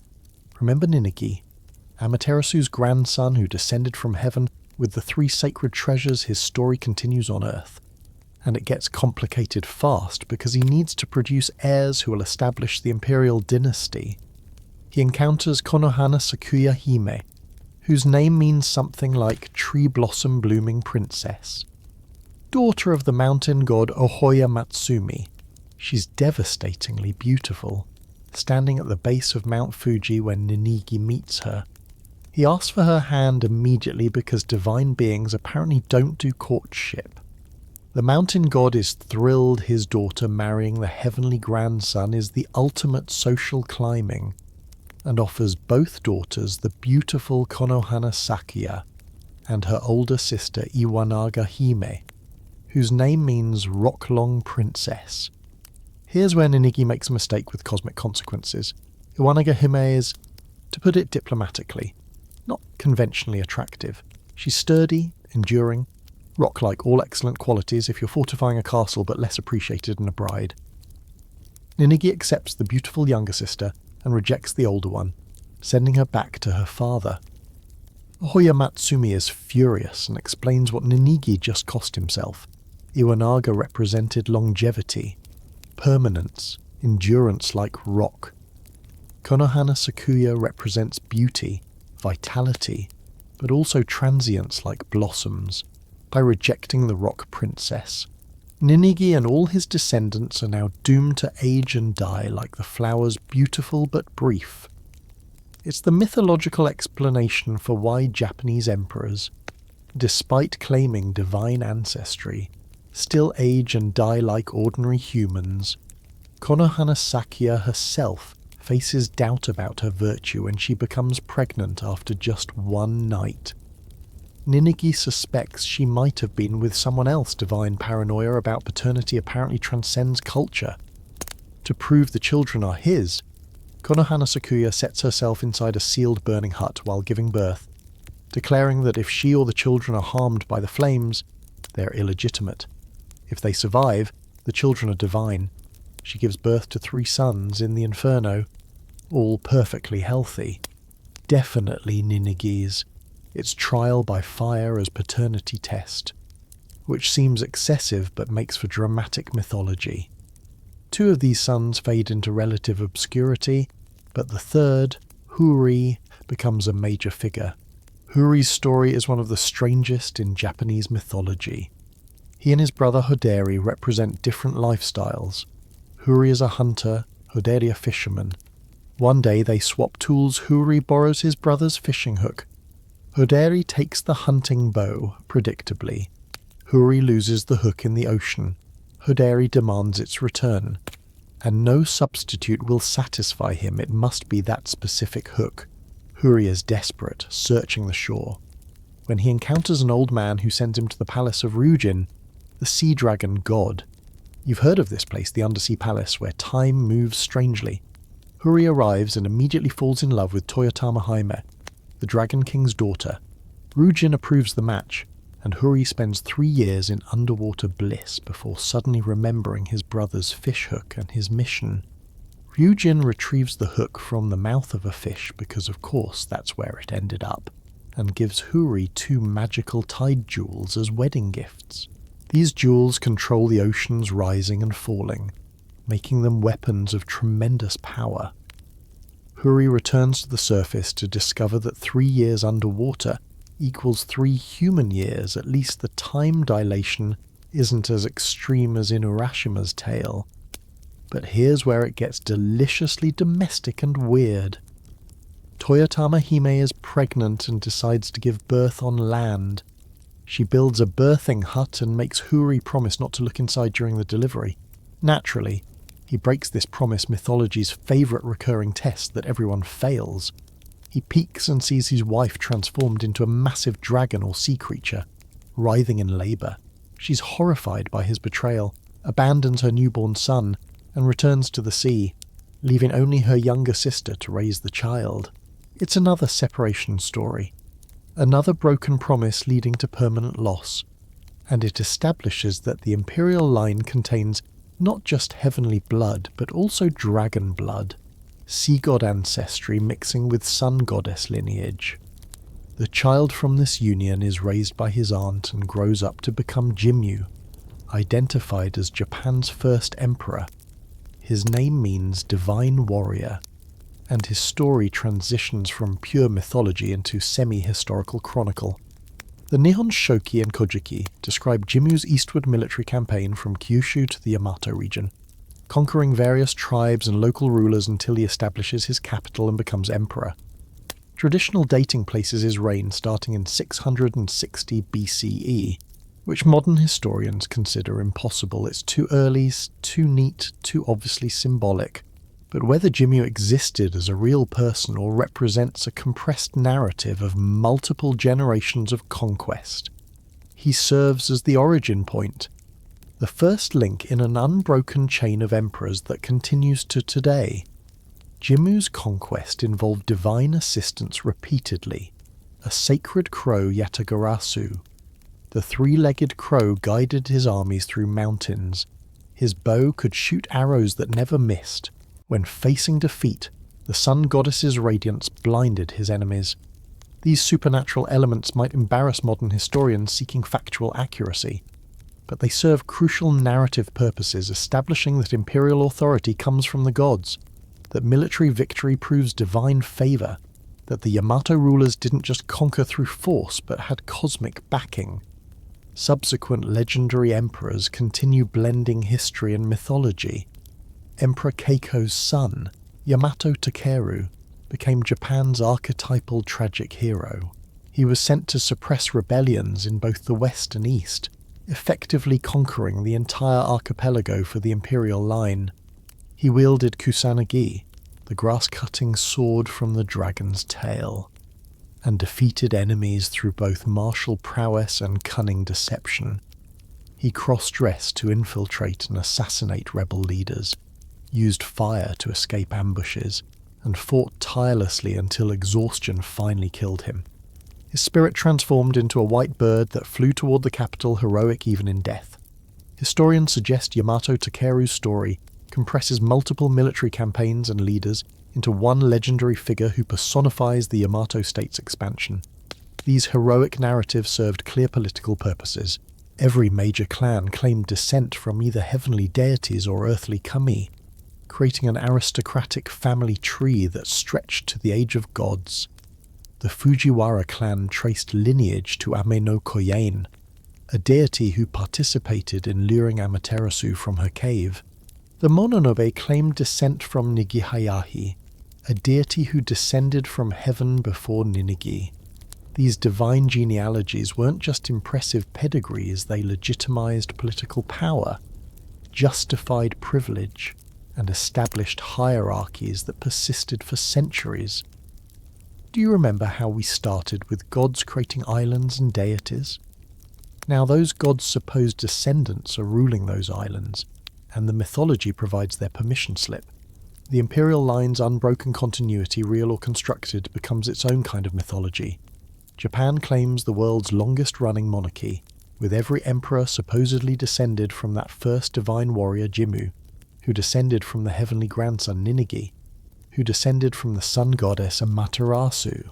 It's a chain linking present-day rulers to the cosmos's creation, making the emperor not just a political leader, but a living connection to the divine realm.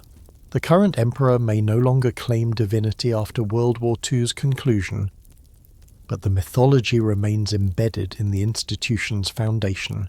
Now let's leap forward through centuries, watching how these ancient myths refuse to die but instead adapt, transform and explode into modern consciousness through a new media. You're standing at the intersection of the ancient and contemporary, where 1,000-year-old yokai appear as Pokemon, where Shinto deities become anime protagonists, where Buddhist hells inspire video game levels. Japanese mythology hasn't faded into academic obscurity or religious ritual alone. It's thriving in popular culture, shape-shifting for new audiences while maintaining connections to its roots. The gods and monsters that once explained thunder and death now explain why your favourite character has 9 tails, or why that game boss has 8 heads. Studio Ghibli films provide the most accessible gateway for Western audiences discovering Japanese mythology through entertainment. Hayao Miyazaki and his collaborators don't create new mythology from scratch. They remix, reinterpret, and lovingly render the creatures and concepts that already populate Japanese consciousness. Spirited Away drops you directly into a bathhouse for spirits, where yokai come to cleanse themselves, and a girl must navigate this supernatural world using traditional etiquette and respect. The film's radish spirit, the masked no-face, the stink spirit that's actually a polluted river god, these are all variations on traditional yokai and kami, updated for contemporary environmental and social concerns. Princess Mononoke explores the tension between industrial progress and nature worship, personifying forests as gods and depicting what happens when humans push too far into sacred territory. The deer god Shishigami embodies the same kami principles we discussed nature as divine, worthy of reverence, dangerous when disrespected. The film's violence and moral ambiguity reject simple good versus evil narratives, reflecting mythology's own complexity where gods can be destructive and monsters can be sympathetic. Historians note that Ghibli's international success helped spread Japanese mythological concepts worldwide, introducing millions to ideas that once existed only in Japanese cultural consciousness. Anime and manga more broadly have mined Japanese mythology relentlessly. Naruto features Jinchuriki humans containing tailed beasts directly inspired by kitsune and other shapeshifters. The 9-tailed fox Kurama is essentially a yokai given backstory and emotional depth. Inuyasha involves half-demons, sacred jewels, time travel between modern and feudal Japan, and battles between yokai factions. Noragami presents gods struggling with declining worship in modern society, exploring what happens to kami when people stop believing in them. These aren't just stories that happen to use Japanese names, they're narratives built on mythological foundations, assuming audience familiarity with concepts like purification, divine possession, and the spirit world's proximity. Video games have perhaps even more aggressively incorporated mythology. The Okami series stars Amaterasu herself as a white wolf goddess restoring life to a cursed land, fighting Orochi and other mythological threats. Players literally paint reality using celestial brush techniques, combining gameplay mechanics with Cretan mythology.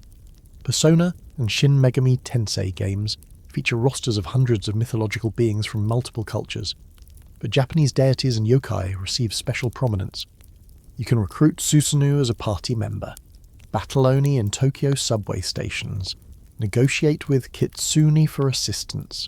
Its mythology is collectible, categorizable, strategic resource. Nioh and Sekiro Bring yokai into action games where you fight through historical Japan battling supernatural creatures using period-appropriate weapons and tactics.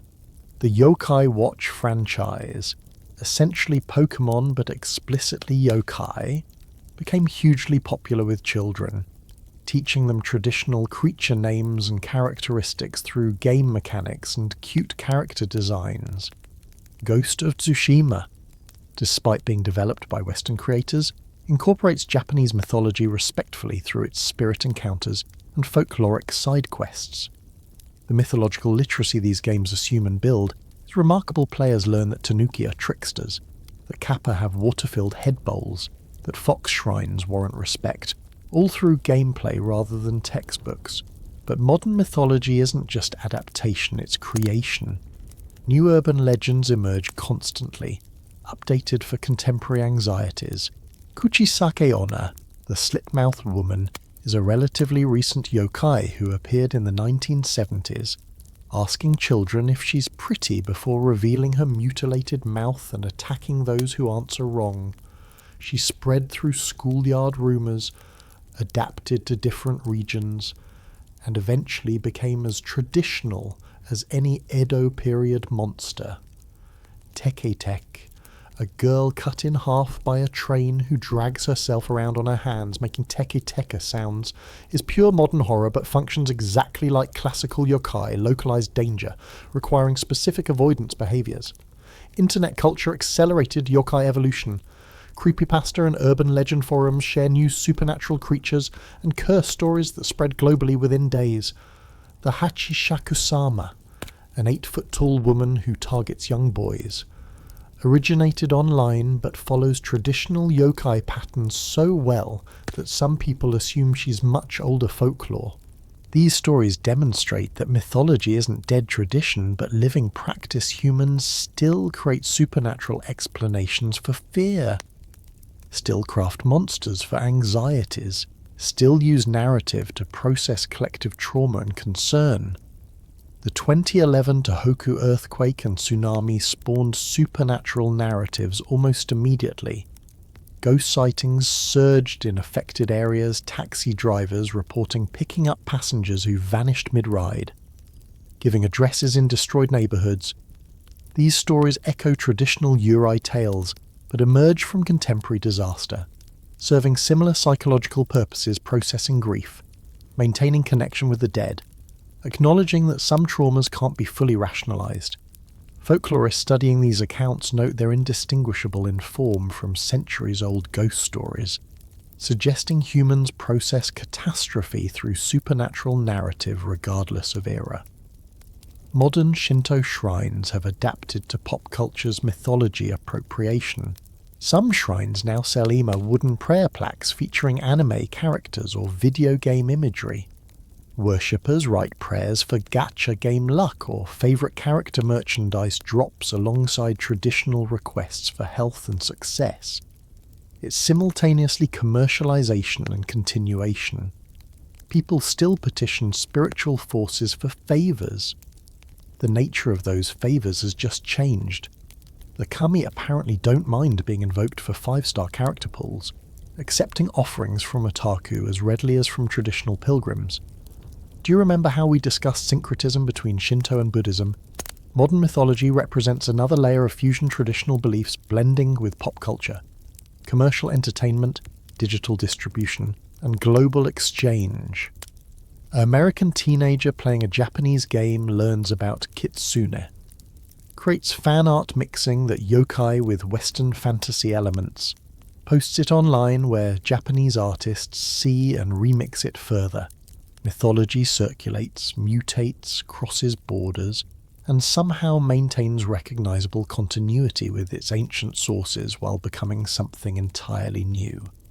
The persistence of these myths in modern form isn't just nostalgia or commercial exploitation. It reflects deep structures in how humans create meaning, explain the inexplicable, and maintain connection with the numinous. Whether you're an 8th century farmer leaving rice offerings for the kami of your local mountain, or a 21st century gamer grinding to unlock Amaterasu in your favourite game, you're participating in the same basic impulse acknowledging forces beyond yourself, seeking relationship with power and mystery, using narrative to navigate a complex world. The specific forms change from oral tradition to written chronicle to animated film to interactive game, but the underlying mythology adapts and endures, proving that humans will always need gods and monsters, will always create stories about them, and will always find those stories essential rather than merely entertaining. Now we return to where everything began, because Japanese mythology is fundamentally cyclical rather than linear. You're standing at the edge of understanding how creation, destruction, and renewal weave together into an eternal pattern that repeats across cosmic, natural, and human scales. The stories we've explored aren't marching towards an apocalyptic endpoint or final judgment, but circling back, folding into themselves, demonstrating that endings are always beginnings viewed from a different angle. This is mythology that mirrors the seasons, the generations, the endless transformation of matter and energy that constitutes existence itself. Remember Izanagi and Izanami stirring the primordial ocean with their jeweled spear, that act of creation through churning, through agitation of formless potential, never truly stopped. Every birth recreates that first emergence of form from chaos. Every artistic act echoes the divine generation of islands and gods. Every moment of consciousness arising from sleep mirrors the separation of heaven from earth, light from darkness. The mythology isn't describing something that happened once. Long ago, it's describing what's always happening, the perpetual creative process underlying reality itself. The seasonal festivals Matsuri that punctuate the Japanese year embody this cyclical understanding. New Year celebrations purify and renew, clearing away old year's pollution and inviting fresh kami blessings. Spring festivals encourage rice planting. Summer festivals protect against disease and disaster. Autumn festivals give thanks for harvest. Then winter closes the cycle before spring opens it again. Each festival reenacts mythological patterns. Amaterasu emerging from the cave brings spring's light. Suzanu's storm energy must be channeled and appeased. The dead return during Obon before departing again. The myths aren't just remembered, they're performed, embodied, made present through ritual action.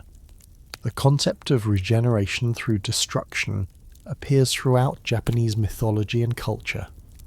Forests burn but sprout new growth. Earthquakes devastate but communities rebuild. Even death feeds new life. Remember Ukamochi's murdered body producing the first agricultural crops. Destruction isn't purely negative but transformative, clearing space for renewal. This perspective, forged partly by living on geologically volatile islands where natural disasters occur regularly, treats catastrophe as terrible but also as opportunity, as painful but necessary reset. The phoenix doesn't appear in native Japanese mythology, but the principle it represents, renewal through fire, permeates the tradition. Kojiki and Nihon Shoki, those 8th century texts that recorded these myths, were themselves acts of renewal. The imperial court faced challenges to its authority and wanted to establish legitimate divine ancestry and cultural continuity. By writing down the oral traditions, organising the chaotic proliferation of local myths into coherent narrative, and connecting everything back to Amaterasu and the imperial line. The compilers weren't just preserving history, they were creating it, or at least creating one version that would dominate. Historians still argue about what got included versus excluded, which clan traditions received prominence versus suppression, how much was genuine preservation versus political fabrication. But that ambiguity is part of the mythology too. Japanese spiritual tradition has never demanded the kind of doctrinal purity that characterizes Abrahamic religions. Multiple contradictory versions of myths coexist without anxiety. Amaterasu is the supreme deity in imperial mythology, but barely appears in some regional traditions. Susanoo is simultaneously hero and villain, creator and destroyer, depending on which story you're reading. This flexibility allows the mythology to accommodate new influences, absorb foreign deities, adjust to changing political realities without collapsing into incoherence. It's mythology as jazz improvisation rather than classical symphony, structured but open to variation. Traditional but allowing innovation. The relationship between mythology and national identity has shifted dramatically across Japanese history. The Meiji period weaponized mythology, using state Shinto to create nationalist fervour that supported imperial expansion and eventually contributed to World War II's atrocities. The mythology that once explained rice harvests and mountain spirits became justification for conquest, with the emperor's divine descent legitimizing military aggression and colonial occupation. Post-war occupation forces forced the emperor to renounce divinity, attempting to separate mythology from militarism. That denunciation created space for mythology to return to more localized, personal, culturally embedded forms rather than state-mandated ideology. Contemporary Japanese relationship with mythology is complex and often contradictory. Shrine visits remain popular but are often described as cultural tradition rather than religious devotion.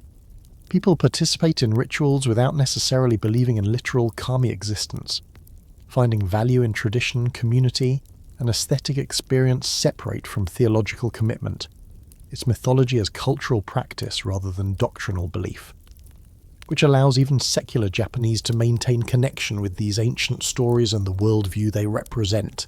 Do you remember how we discussed kami as presence rather than discrete beings? That ambiguity allows modern participation without requiring supernatural belief. You can experience something sacred without committing to specific metaphysical claims. The environmental movement has found unexpected resources in Shinto mythology, when everything in nature potentially houses kami, when mountains and rivers are themselves divine. Harming the environment becomes spiritual violation rather than just practical concern. Some contemporary Shinto priests emphasize ecological stewardship as religious obligation, arguing that industrial pollution and climate change constitute offences against kami. It's ancient mythology providing framework for contemporary crisis. Though historians note this environmental interpretation isn't historically consistent, pre-modern Japan certainly altered landscapes extensively, despite kami beliefs. Still, the mythological resources exist for those seeking them, offering alternative relationship with nature beyond purely utilitarian or romantic frameworks. The mythology's survival into modernity demonstrates something important about narrative's function in human life. We don't stop needing stories that explain where we came from, what forces shape existence, how to relate to powers beyond ourselves. The specific content changes, gods become metaphors, yokai become psychological projections, rituals become cultural performance, but the underlying structures persist. You're still asking the same questions humans asked thousands of years ago. Why does the sun rise? Why do we die? What obligations bind us to ancestors? Community. Land Japanese mythology provides one set of answers, beautiful and strange, terrifying and comforting, eternally relevant because it addresses eternal questions. The cycle returns.